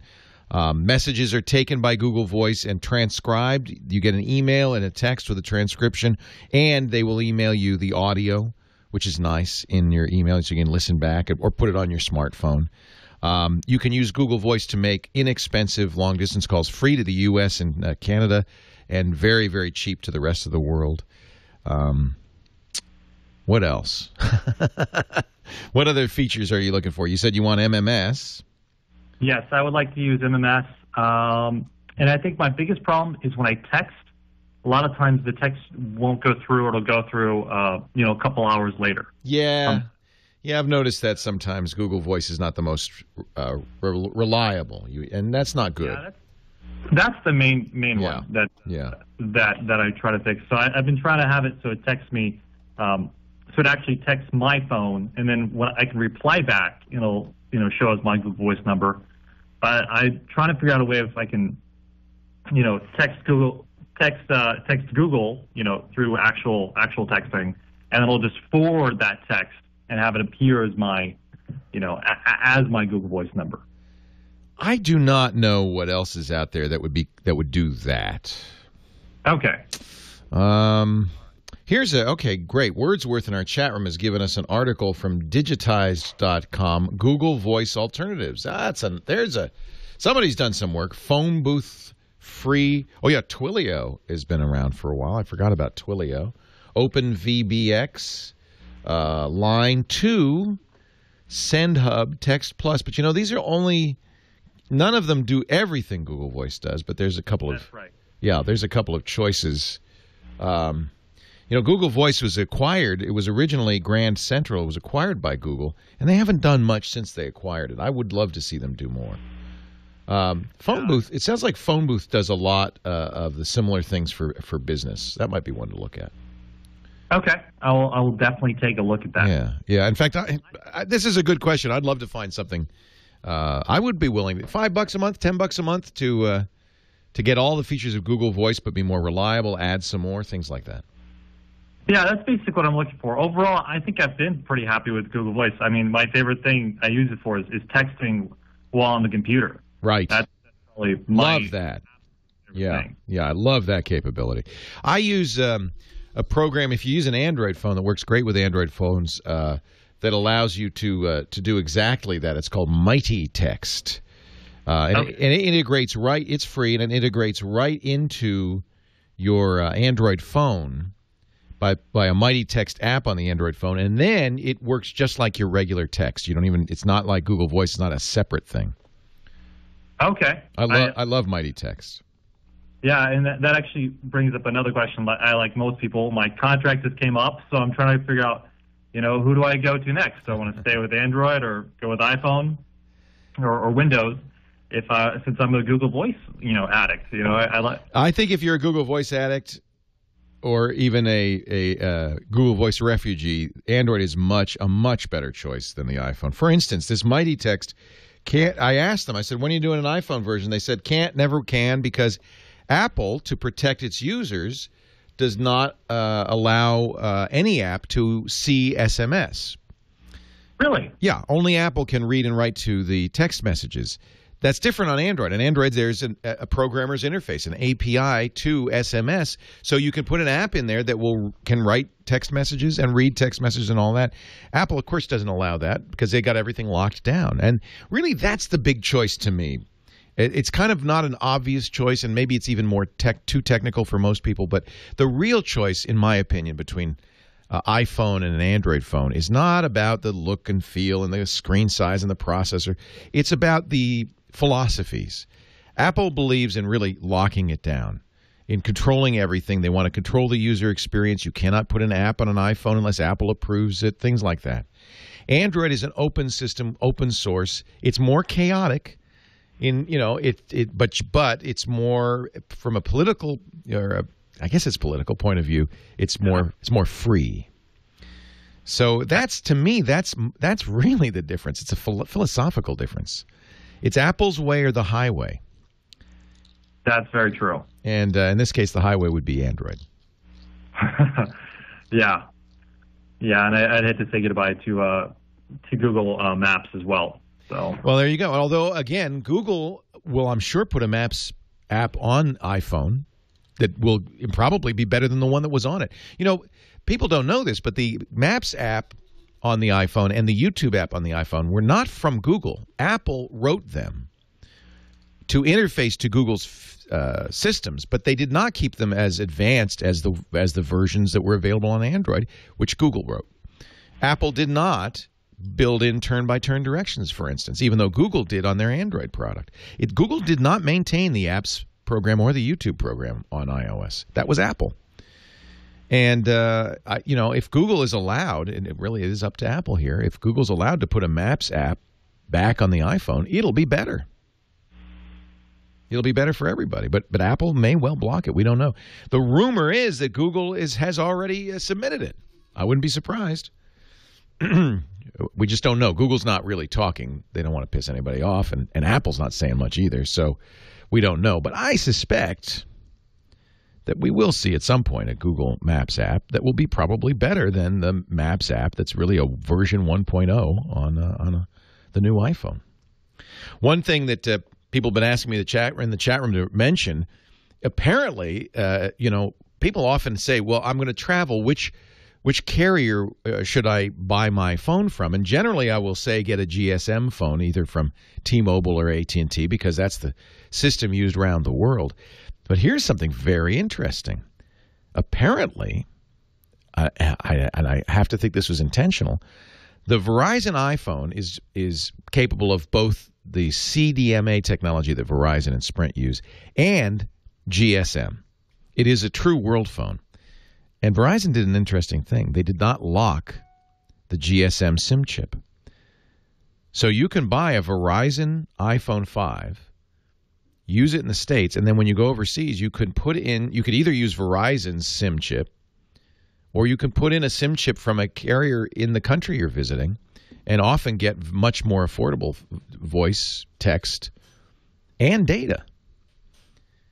Verizon did not lock that SIM slot. AT&T does, but not Verizon. So now my recommendation has to change. If you're traveling, and I would say get a Verizon iPhone 5. You get the best of both worlds. I wonder if that's an oversight. I don't know. My suspicion is not. Very, very interesting.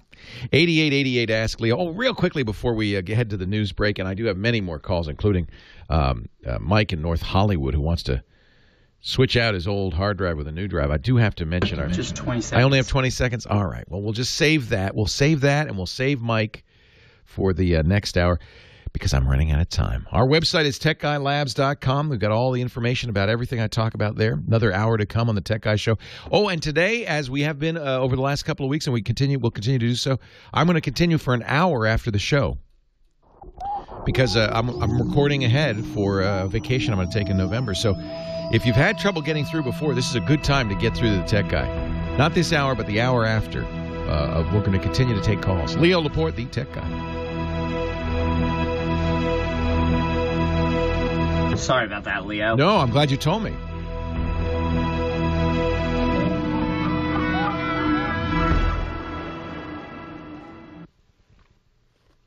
In the time it takes you to go to the post. My guess is the Sprint is not unlocked. We only found out that the iPhone 5 on Verizon was unlocked because somebody tried it. And my guess is that journalists are trying it on all the phones and finding that, in fact, that's fantastic news, by the way. Now, you have to get a nano SIM because it's not using a standard SIM. They're using this weird little mini, weeny, teeny, weeny SIM. I should have a SIM tool here. I think I do. I should pop that SIM and show you. Where did I put my SIM tool?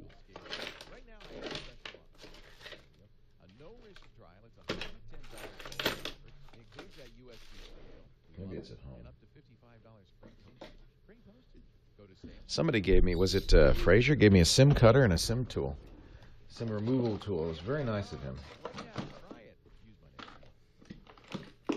Oh, SIM tool, where are you? Where did you go, SIM tool? Oh, there's a muff. I gotta bring that to Henry.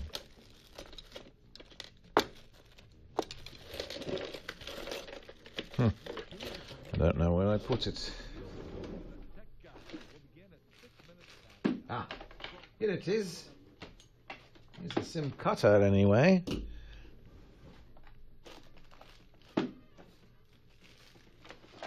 Ah, here's the SIM tool.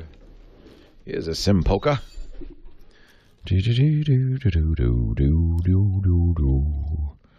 Wait a minute. Oh, these are SIM holders. That's nice. And there's a SIM. That's a micro SIM.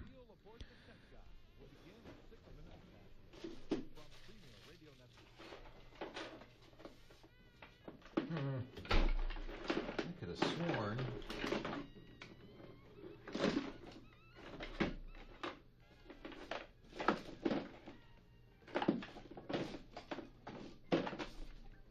Hey, SIM2.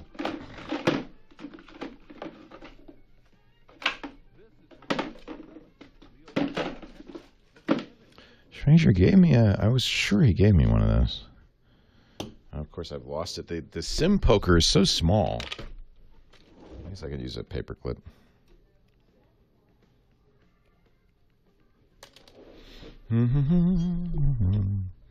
Probably should turn this off.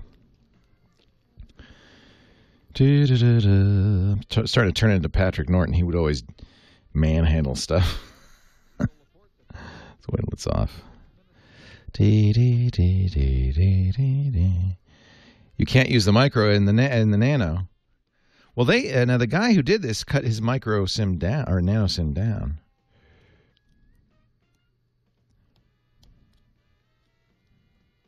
Come on.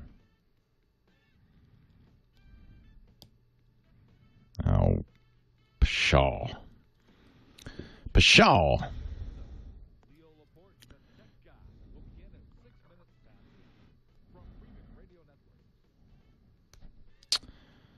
Oh. Come on. The SIM cutter works for normal SIMs to micro SIMs.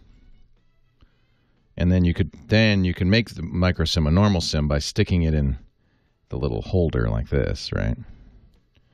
But now we got to do a whole new thing with nano SIMs, which nobody wanted except Apple. Come on. Aren't you just supposed to be like... Maybe Verizon does something different. Oh, well, I don't want to ruin it.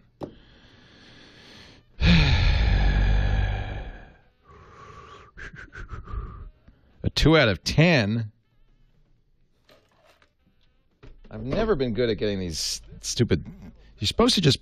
isn't there like an ejection button? Hey, at least I put down a semi-sterile T-shirt. Yeah, I love Mighty Text. Push it straight in. I'm doing that. Come on. Maybe Verizon's is different. Or maybe NanoSIM's is different. This is Premier Channel 7. Leo Laporte, the tech guy, will begin at 6 minutes past the hour from Premier Radio Network. Oh, well. Oh, well. You get the idea. I wanted to look at the Nano SIM.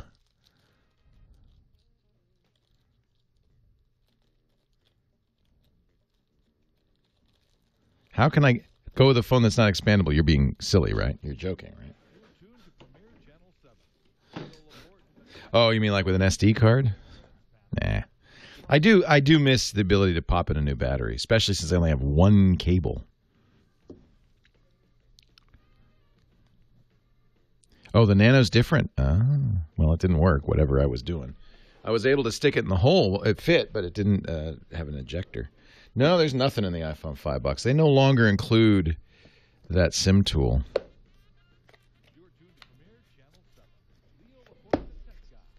But I do get Apple stickers.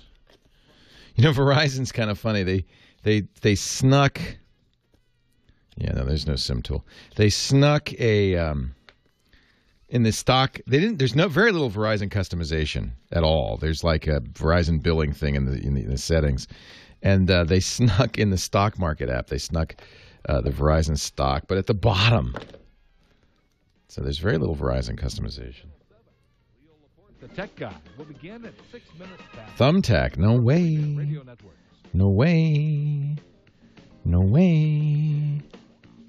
Oh, I got to turn it on now. That's not a Galaxy S3. That's an iPhone 5. Ew. You were able to do it with a paperclip? Did it eject or did it just... This is Premier Channel. I don't know yet. I have a slot free on both AT&T and Verizon. AT&T does not do LTE up here, so I'll probably get it on Verizon.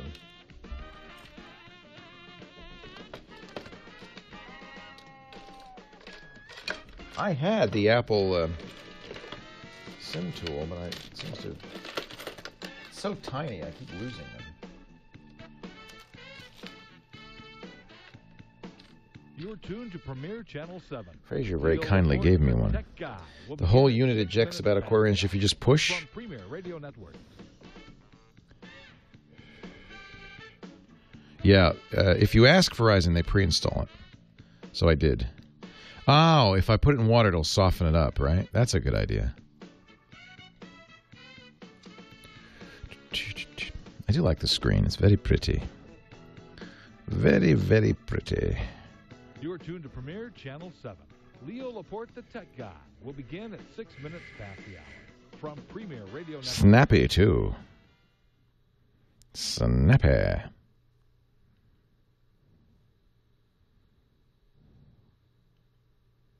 I like the black. It's very Darth Vader. Oh, and the new headphones are great. They're great!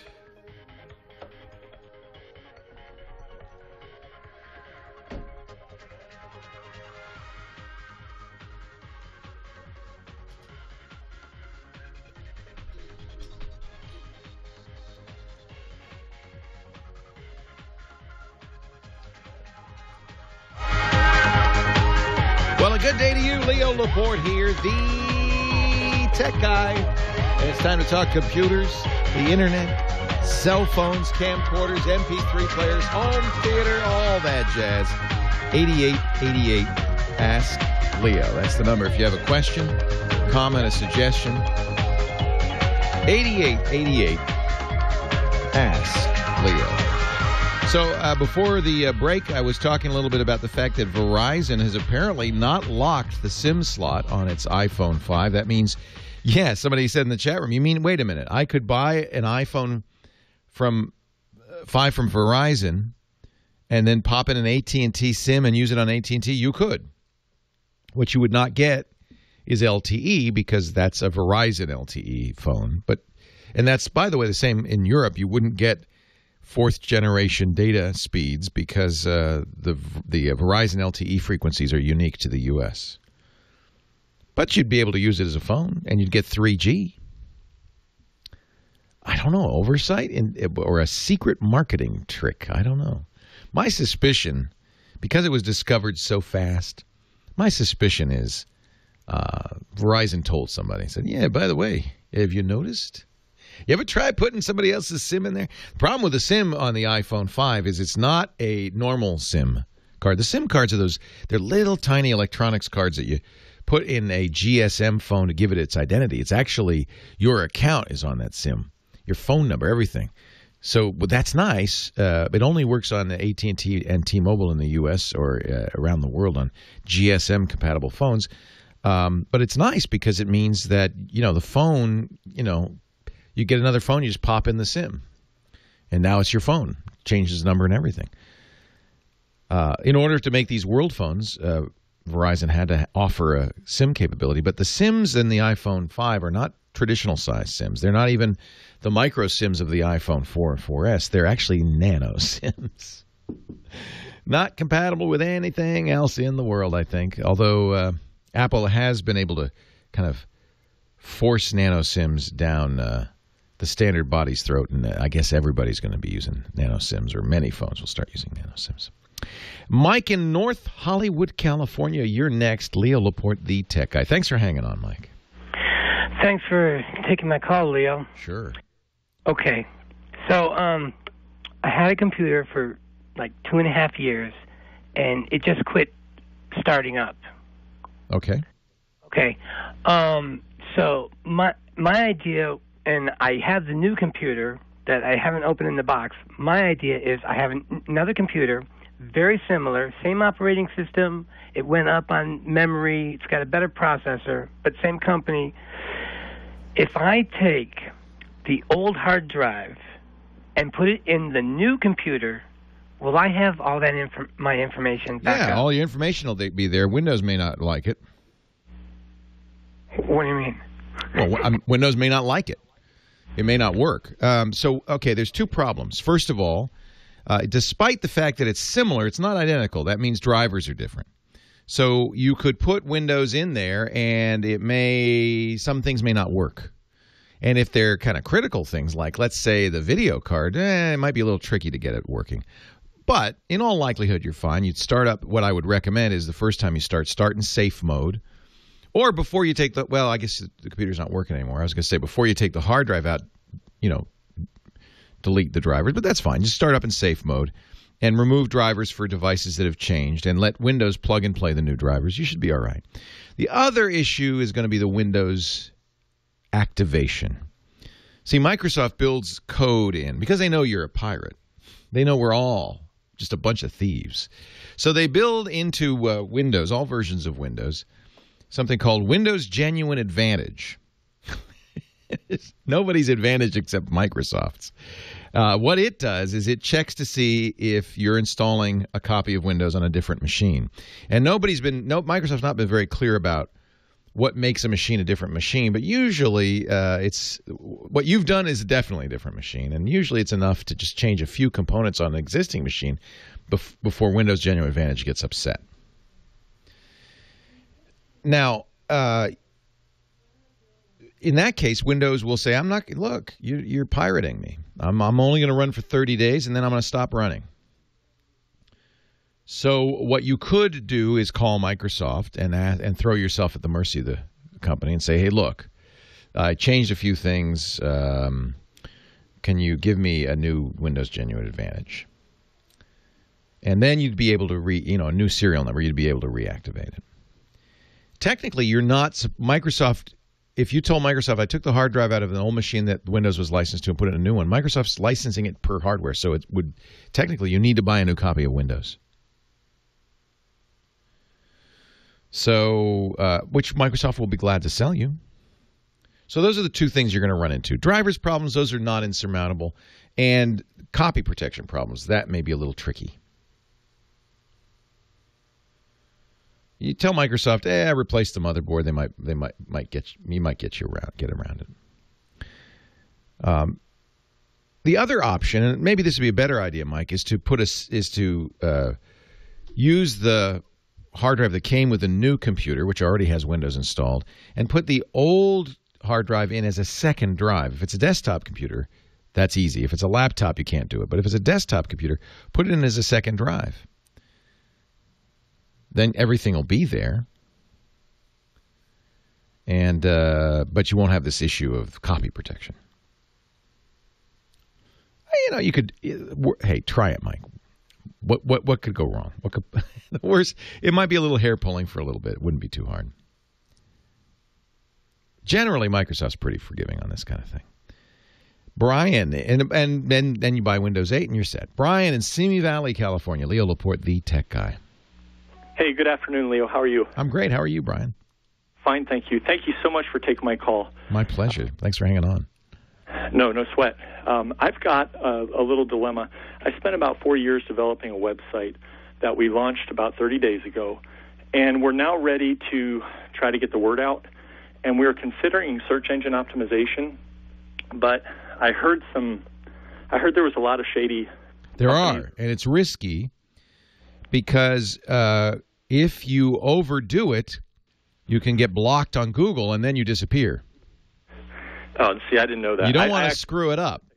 I don't. You can certainly. No, well, okay, so here's Google's answer. There's no such thing as search engine optimization. Make the best site you can, put the best content on it you can, and we will rank you accordingly. And then there's the SEO answer, which is, hey, we got to pay us $1,000. We'll put you number one in the search results. That's a little risky, but there is an in-between state. Some of which you can do yourself, some of which a legitimate SEO person can really help you with. So I'll tell you what. For instance, people know that the first 1,500 letters on your website are the most important to Google. They know that the title of the page is ranked more highly than text elsewhere on the page, the title of the page. Google absolutely pays attention to how many other legitimate sites link to you. So the higher ranked the site's linking to you, the higher your ranking will be. Yeah, and our site's not the type that I foresee a lot of other sites linking to us, although I could be totally wrong about that. So there's not a black and white answer to the SEO question. There certainly is SEO that's so aggressive that it's risky. Link farms, things like that. Google considers that spam.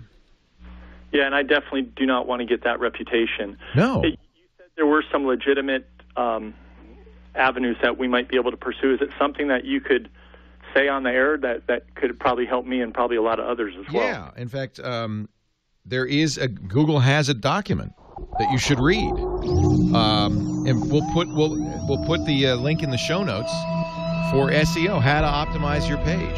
And then there's a great site, searchengineland.com, that has lots of good information. Using multiple keywords on a page does not help.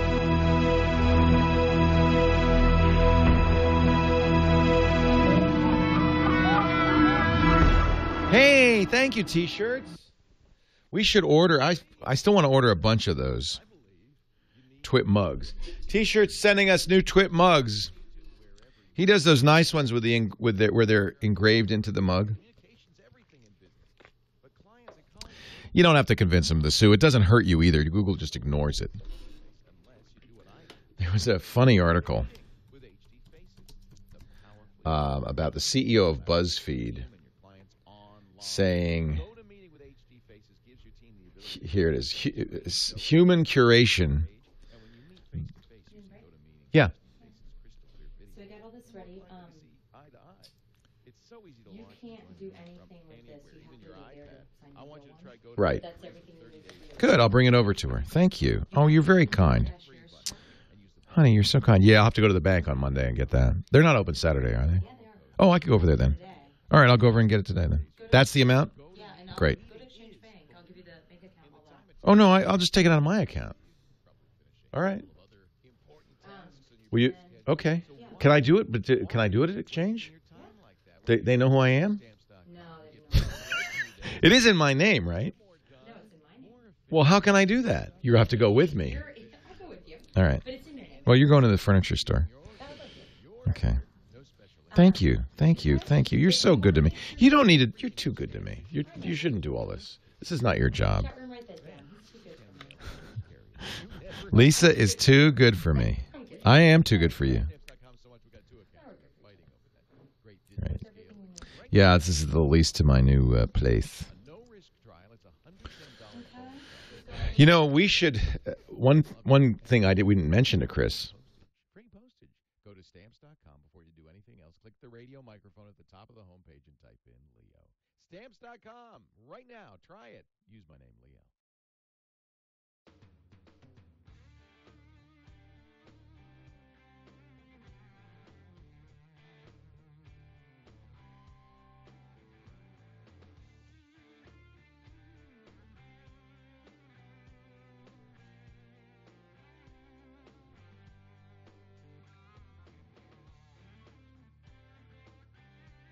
So, but I got to find, because there was an article in response to this. Let me see if I can find it. So Peretti, who's at BuzzFeed, which is basically demand media, you know. I mean, it's basically all about SEO. Says, no. It's all about curation. SEO. Let me see if I can find the link. Because then somebody said, oh, here it is. Paul Carr.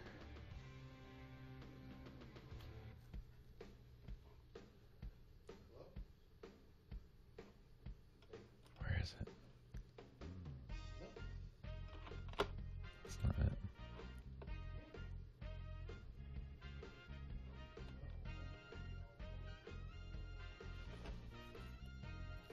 Anyway, somebody showed the source code to a BuzzFeed page, and it's got 800 keywords that have nothing to do with the content. So, but Google's not stupid. But Google ignores that. Totally ignores that.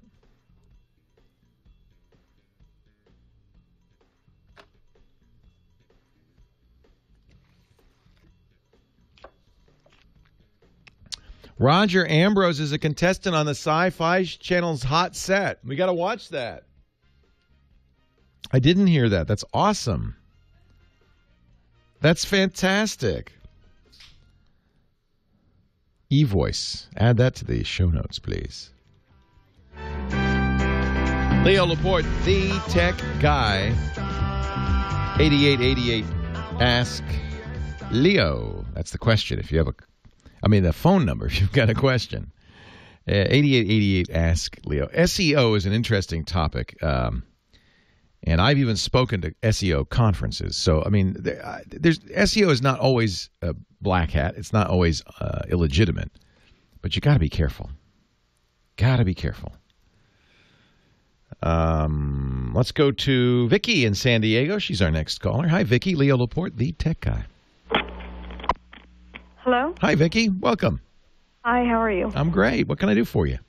Okay, I have this major project going on. I've been scanning old family photos over the last few days, and I've scanned hundreds and hundreds of them. Great. I have thousands more to go.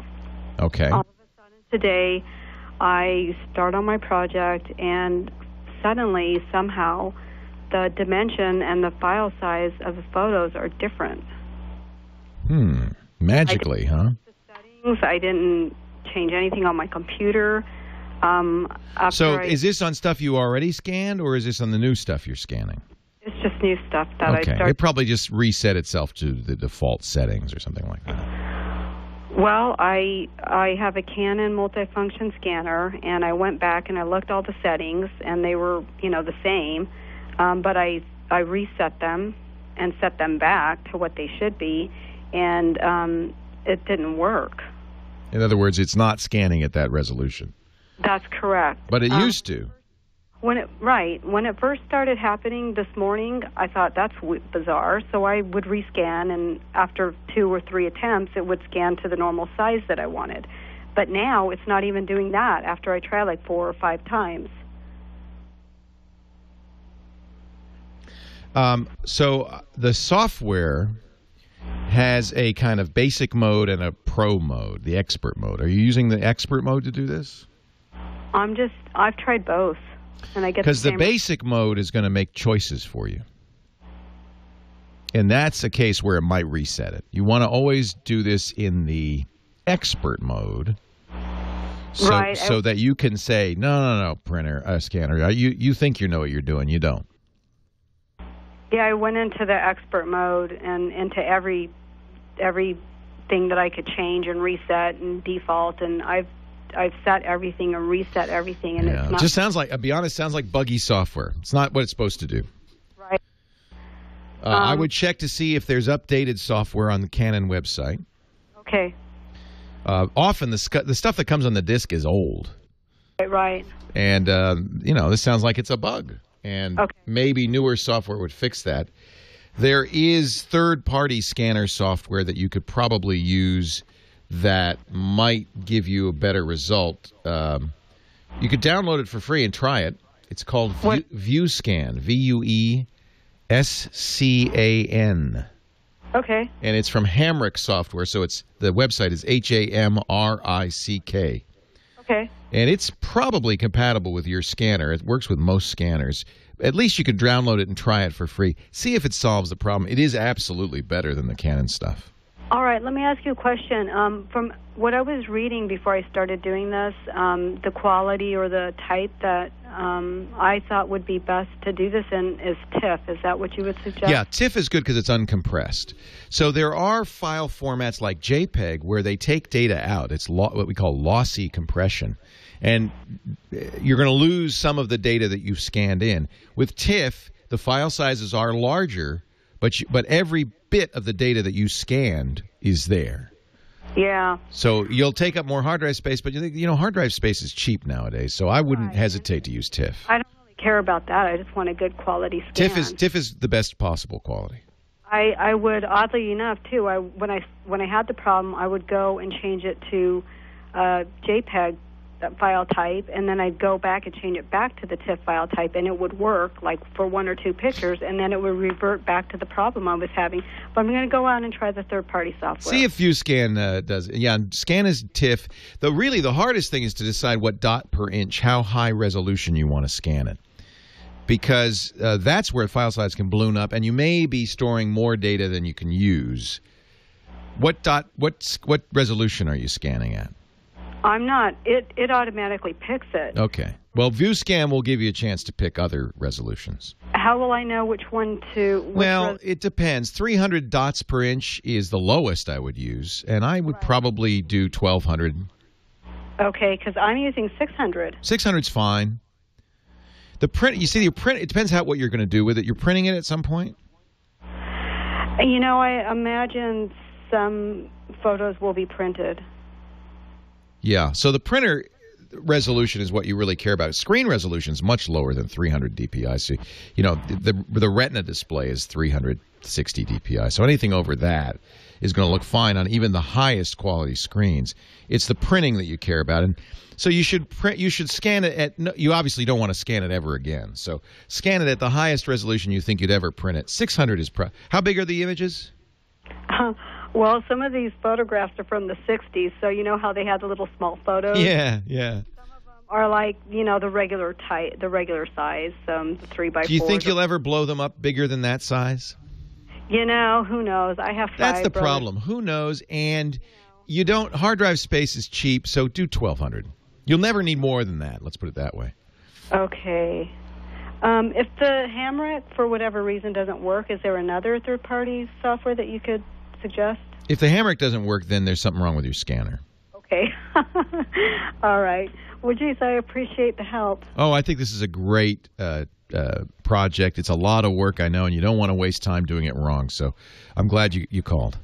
Yes, thank you so much. My pleasure. Have a great day. All right, you too. Bye. Yeah, I like this Hamrick software a lot. It's called ViewScan. A lot of pros use it. It's great stuff. 8888 Ask Leo is the phone number. I'm getting a little echo back to me right now, Kyle. I wonder why that is. Do you hear it? I don't. All right. Then I won't pay any attention to it whatsoever. Chat room is saying Silverfast is also commercial scanner software you might want to try.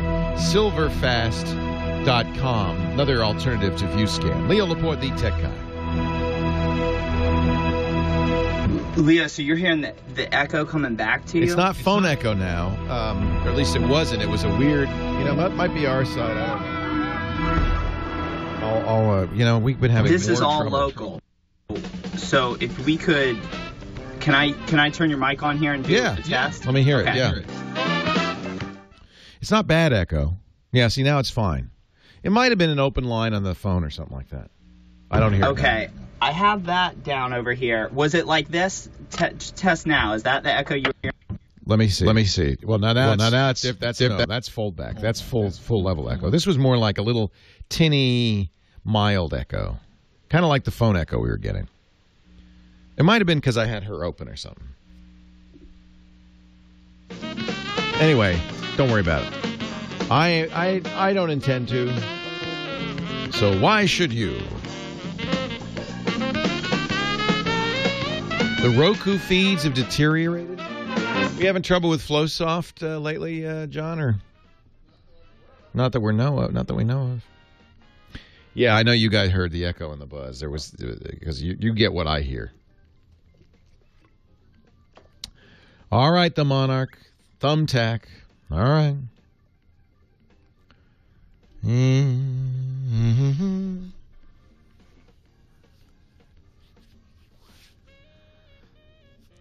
TIFF is not higher quality than bitmap. Anything uncompressed is going to be the same. So TIFF is the same as BMP. Now, I saw people saying PNG. PNG is a lossy compression. So I'm not convinced that PNG is a good alternative. I would say TIFF or BMP. BMP, Ping 24. Okay. So Ping uses lossless compression like GIF. So Ping uses a non-patented lossless data compression known as deflate. It's zlib. All right, good. So Ping would be good too. What about the color palette? Leo Laporte, the tech guy. Enya in the chat room says, I've been a graphic designer for 30 years. 1200 DPI, way too high for a photo. That resolution is meant for line art. 300 to 400 dots per inch is good photo size for ink, jet, or offset printing, even if you go to 150%. The real issue is how high a resolution do you need to preserve all the data in the photo? That's really the only question. Because you're future-proofing it, so you don't know how big. You might be making a billboard out of it someday. So you want all of the data that's in the photo. Now, the photo itself is probably not 300 or 400 or 500 DPI, especially an old Polaroid or something like that. So that's the question, really, in my mind, is not what output you're going to do, because let's presume that disk storage is cheap. But so you want to store every bit of the data that's available, but no more.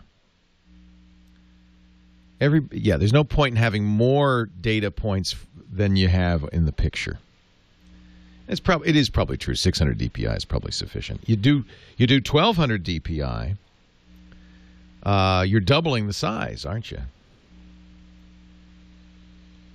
So I wouldn't worry too much about how you're going to print it. Who knows? Maybe someday you're going to want to make a bus cover out of it. Storage is cheap. Probably 600 DPI is probably fine. Let's not waste storage. Barbara, Redlands, California. Leo Laporte, the tech guy. Hi, Leo. Hi, Barbara. Thank you so much. I love your show. Thank you. I've learned so much from you, and I should apologize to your audience for probably the very most boring question of the day. No such thing, because I guarantee you it's a question. The simpler the question is, the more likely others in the audience have the same question. Well, I want your awesome advice on an iPod. I wanted to surprise my son who broke his iPod, fell off of his treadmill. He landed on it, huh? And it broke to pieces. Yeah. Did I hear you say a week or so ago that iPods might be on their way out? Well, that's pure speculation on my part. It's a shrinking market, and that's only because people who want iPods generally just buy iPhones, and then they get the capabilities of an iPod and the phone. Uh-huh. But for people who work out, for instance, there are smaller and less expensive iPods that are perfect. So no, it's not. They're not anywhere near dead. And I do know that he takes his two on when he hikes some trails. And right. All. So do you remember? Do you know what model he had that he broke? I honestly do not. Because the big difference in iPods is that there's the regular iPods, which are just music players, and then there's the iPod Touches, which look like iPhones. They have big glass screens. They support apps. They do everything an iPhone does minus the phone. I know for a fact his just played music. Okay, so that eliminates the Touches. Okay. The Touches are big too, so they're not as good for the gym. Okay. Then you probably should go to store.apple.com and look at. They have all three. And would you recognize his if you saw it? No, because he lives. I see. North, and I'm in Southern California. I got it. So you're a nice mom. So the other question is how big his music collection is, because the iPod Classics, which look like the old iPods, they have click wheels. They're the only ones that are big enough to hold 40,000 songs. They're 160 gigabytes. They're huge. Wow. And certainly they're small enough for the gym. And, I don't think you'd go wrong buying this. I don't think he'd be unhappy. Probably he'd go, wow, that's great. The only question is if he had this little shuffle. Maybe because he was working out, he liked the shuffle because it just clips onto his clothes. But it doesn't hold as many songs. It only holds, 1/80th the songs. Oh wow! Yeah. So, but it's only $49. It's it's $200 less, but it's still, for somebody who's working out, that's the problem. I don't know what his preference. And then Apple's announced these new ones, the iPod Nanos, which are kind of in between. They're 16 gigabytes. They're 1/10 the size of the biggest one, but they have a bigger screen. I think if you didn't give me a price point, so I don't know, but the classics are $250, and that's the one that holds the most storage. I really think that's what he had. And these are the ones that are most likely to be phased out because they're the old style iPods. Ah, okay. Then what would you recommend? What I would recommend is sending him a gift card. Oh, that's a great idea. That way, if you got it wrong, he doesn't have to return it. You can, you can send him a gift card for the amount of any one of these, and then that way he can choose. If, for instance, he said, well, I had a classic, but I really would like to upgrade to the iPod Touch, he could apply it to that. Great idea. Thank you. And where do you recommend the gift card from? Very simple. Go to store.apple.com. They sell them directly. Okay. And they'll mail it to him with a nice little message. And it will make him very, very happy. Oh, thank you. I knew you could answer that for me. And may I ask one more thing of you? Sure. My computer recently broke. It is a Dell. It is going on 6 years old. The young man who is working on it thought at first it was the power supply. Don't fix it. Oh, don't spend a penny more to fix that thing. Oh. It's too old. It's not worth it. It'll cost you more to fix it than to get a brand new one. Wow. Oh, I'm glad I asked you. Unless it's something very simple that's wrong. Now that he's started getting into it and he's saying, well, it's going to be something serious, don't spend any money on that. Oh, in fact, what do you use it for? Very simple things. All of my email and going online to, research different things. You know what my mom uses, and you might like it a lot, is an iPad. Oh, yeah. I did think of that. They're very nice. They're beautiful. They're light. They're simple. You can't get there's no security issues. You can't get in trouble. They don't break because there's no moving parts. And I think you'd be very happy with an iPad, frankly. That's a great consideration to make. Yeah. Because what I do have is a desktop. Yeah, I don't know. If you like going there and sitting at the desk and working, then maybe you'd want to keep doing that. Would you recommend something other than a Dell? No, the Dells are fine. It's just that after 6 years, that thing is pretty out of date. Wow. Well, thank you for telling me that. Yeah, and you can get a good Dell for $500. I wouldn't spend, and how much is it going to cost to fix it? Has he given you a price yet? Not yet, because unfortunately, he said it appears it's the motherboard. Yeah. You're buying a new computer then anyway, because the motherboard is practically the computer. Okay. So it's time for a new one. You know what I love, and if you're looking at a Dell, I would look at just to review the Dell XPS 1. It's their copy of the iMac. It's an all-in-one. It's just a big screen with a wireless keyboard and mouse. It's beautiful. I was very impressed with the quality. They start, I think, at $1,200, and so it's a little, it's a new computer, but they're beautiful. Okay, and that is a desktop. It is a desktop. Hey, well, thank you so much. You're welcome, Barbara. Thank you for calling, and boy, you're a nice mom. Your son's going to really love that. Leo Laporte, the Tech Guy.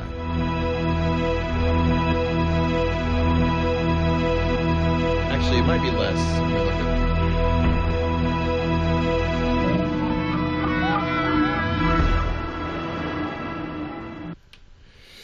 When we built the new Tech Guy Labs, we wanted to do as much. I thought the one was just beautiful. And it started up fast, and it had some nice features. It had built-in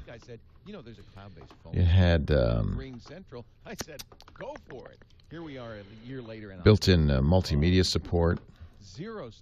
Oh, I'm sorry, completely wrong. The 27-inch starts at $1,400. but she might. That's the Dell. Yeah, so they're expensive. But they're nice. Yeah, that's what the Mac costs, huh? What's a 27-inch Mac? Plus a special offer just for you. When you buy one desk phone, you get a iMac. second phone free up to Yeah, it's cheaper. So call this number just for you, my listeners, 800. Oh, no, it's the same. It's a little more, actually, 27 inches. 443-5190. Or go to ringcentral.com. Make sure you use the promo code Leo. 800-443-5190. Ringcentral.com. Oh, she needs a new monitor. She needs to know everything. She's got a 6-year-old Dell. You're right. She has a CRT. You've got to back up your computer file. Unlimited backup space for your PC. Or I disagree with this is what Ballmer said. He didn't say that's what they were going to cost. He said the sweet spot is $300 to $800. I'm guessing it's closer to the 800 than the 300, but we'll see. I don't think that's a reasonable interpretation of what Ballmer said.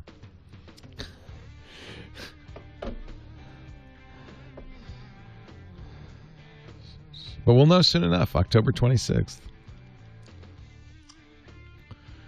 All right, I'm going to take a pano of the studio. Oh, is it Gizwiz Day? It's Gizwiz time. I got to get the Gizwiz on. Will you get them for me? Thank you. I'll take a quick nod. 32. ESAT, last live read. Leo Laporte, the tech guy.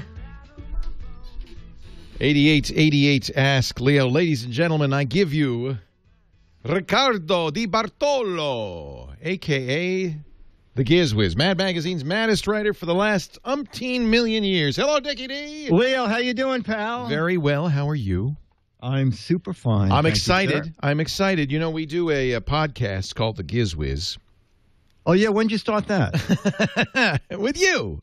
It's with you. It's about that one. Yeah, that one. Okay. And I'm excited because, we do this fun little bit, junk I found on Sky Mall. I'll say junk because I don't know what I can say on the radio. Junk I found on Sky Mall. Yep.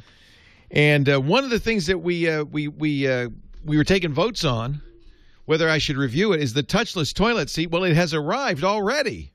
Oh, my word. I'm ready to install it. Oh, this is going to be a very upscale show. Tuesday. I will not demonstrate it on the radio show today, though. Oh, okay, good. I might. No, if you demonstrate it, that would be the place to do it. Yeah. Not on the podcast. On the radio. Do it on the radio. Yeah, do it on the radio. Wow, look, the seat goes up. That's amazing. I am waiting on the massager, that you strap, the back massager. It looks like a turtle shell that you strap on. That has not arrived yet. That has not arrived yet. Well, they knew you must have been in a hurry for the first thing first. Yes. Oh, yes. Good point. Didn't think of that. Yeah. So every week, Dick joins us to show us a new gadget, a new gizmo that he's acquired in his place. We call it Disneyland. Disneyland. What do you got at Disneyland?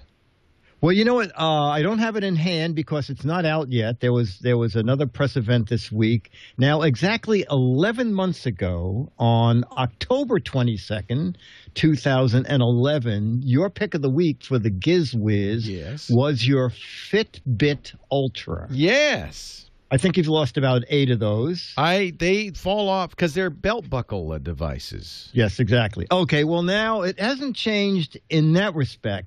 But the Fitbit Ultra is leaving us, and we're getting 2 new Fitbits. Good, because mine left already. Oh, okay. I left it at a park in Paris, France. Oh, my word. Okay. Well, there's a tiny little guy called the Fitbit Zip. The Zip. I have one right here. Oh, okay. Well, that one's going to start at $59, but the more deluxe one that resembles the one you had will be called the Fitbit One. Yeah. Now, as you recall, the Fitbit One, when you came in a Wi-Fi area, it would download Dick, your exercise. You'll forgive me for being very concrete, but let me explain what this is before we get too far into the weeds here. Okay. It's a pedometer. It's a fancy pedometer. You put it on your belt. And it counts your steps, right? It counts your steps. It does. Well, the new ones now do your sleep cycles. Tells you how long you slept. Well, now the Zip doesn't do that. The Zip, which is their least expensive, goes on your. I guess still goes on your belt. Still goes on your belt. And what it does is it tracks steps, total distance traveled, and calories burned. But unlike most pedometers, I mean, it does have a readout, but as you're pointing out, and I interrupted you, it does wireless syncing. And then the other one does, you have a special wristband, and you put it on the wristband, and it'll track your sleep, and then it'll also tell you how many stairs you've climbed. Exactly. Yeah. And the new one's a Bluetooth 4.0. Oh, so that's nice. So that was because you used to have a Fitbit receiver that you would attach to the computer. So you had to go back to the Wi-Fi area and be in the neighborhood of the receiver to download the data. So now it'll go to your Apple device, Android coming soon. Also, the new Fitbit One can wake you with vibrations so that you don't wake up your partner. Oh, that's nice. So it monitors your sleep, and if you're not tossing and turning, it lets you sleep. But if you're starting to move around, then it goes, oh, he's almost awake, and it'll vibrate your wrist. Let's get him out of bed this minute. So this is version 3. It's still at $99.95, and as you said, the kind of lesser version is $59.95. See, this one, the other thing, I can lose more of these. Yes, because it's less. But Leo, the big one, the new Fitbit One, is just 40% the size of the one that you had. Oh, that'll make it harder to lose. Exactly. Maybe if you just put it in your pocket, and that. Well, I'm wearing. This is a very hot category. Oh yeah, you're doing. I'm wearing the Nike Fuel Band, which is these are all just very expensive pedometers. This is $150. Oh my word! It's a wristwatch, but it also tracks. It's really tracking steps and calories, but they call it fuel. And you set your fuel goal. So I set a fuel goal of 3,000 points a day. And then it gives you a little animation on your wrist when you do it, and it tells you how much more you have to do and stuff like that. And then you can just share it with your friends and stuff. But see, I'm thinking the new Fitbit, if it's 40% smaller, I should just swallow it. Dr. Mom, my physician's in the chat room, and she says just swallow it. That's good. Just don't ever go to the bathroom, or you lose your data. That's a good point. Yeah. And the Bluetooth version will be able to tell your friends what exercises you're doing and how well you're doing, and you can find out what theirs are doing. That's the most useful thing to all of these is the social element, so there's pressure. Yeah. Although I noticed since I've been wearing the fuel, and I set a goal that's kind of high, 3,000 fuel points, so I'm always. Like yesterday, it would kill me. I went to bed. It was 2,941 fuel. 60 points more, I would have hit my goal. So what I do is I notice I take the stairs more. I park farther away. I do things to kind of increase my fuel points. That's good, right? It's encouraging you to exercise. Oh, that's good, yeah. Except when I was there, you kept saying, I need 100 more points. Ozzy, come here, wear this. That did not work, by the way. Oh, it doesn't? Oh, no. Okay. So you have tried it. No, I do. Yeah, it's measuring like your dog. I have a small dog. I don't get any points from him wearing it. He wore it all day last week, and it didn't, nothing. The other thing, and I actually, in all seriousness, should probably mention, if you do exercises, as I do, that don't swing your arm, these are really designed for running and walking. But I do Pilates, for instance, you get very few points, even though I'm working out like a dog. Yoga, you won't get benefit. You'll get benefit, you won't get points. And that's really my problem is that all of these are really designed mostly for running and walking. That's where they're the best. So if that's how you exercise, if you do maybe a Stairmaster where you're swinging your arms, or elliptical, a treadmill, they work fine on a treadmill. But they don't work as well on exercises where you're not swinging your arms. Is there anything you don't know? Yes. I don't know. I don't know who the commercial is for next. Thank you. Well, I know that. We have experts, I even know that now. I've been told. Hey, Dick is here. He's going to stick around. Now, remember, we're doing a pre-taping after the show today, Dick, for the next hour. Yep, but Dick will join us for the Giz Fizz. I'll be back at 6 p.m. My time, 3 p.m. your time. 6 p.m. Eastern, 3 p.m. Pacific at twit.tv, where he just kind of, I don't know what he's just the Giz Fizz. He just talks. We just talk. It's really Dick's radio show is what it is. Yeah. Thank you, Dickie D. We'll talk to you in a few. I'll be there. All right. Shirley, Laguna Niguel, California. Leo Laporte, the tech guy. Hi, Shirley. Hi, Leo. Welcome to the show. Thank you. My son is the tech guy in our family, and he couldn't answer. Wait a minute, Shirley. I hate it when this happens. I've run out of time. Get Shirley's number. She'll be the first caller tomorrow. Leo Laporte, the tech guy. Or keep her on hold, and we'll do her right after this. That's what we'll do. We'll do it right after this. We're going to keep calls coming in. Well, that's it for the Tech Guy Show for today. I'm Leo Laporte. Thank you so much for joining us. Don't forget, the Tech Guy is just the tip of the iceberg. We do nearly 30 shows now on the TWiT Netcast Network, and you'll find them all at twit.tv. We talk about Windows on Windows Weekly, Macintosh on Mac Break Weekly, iPad on iPad Today. You get your daily dose of tech news from Tech News Today, and our weekly roundtable show, This Week in Tech. It's all at twit.tv. And I'll be back next time with another great Tech Guy podcast. Thanks for joining me. See you next time.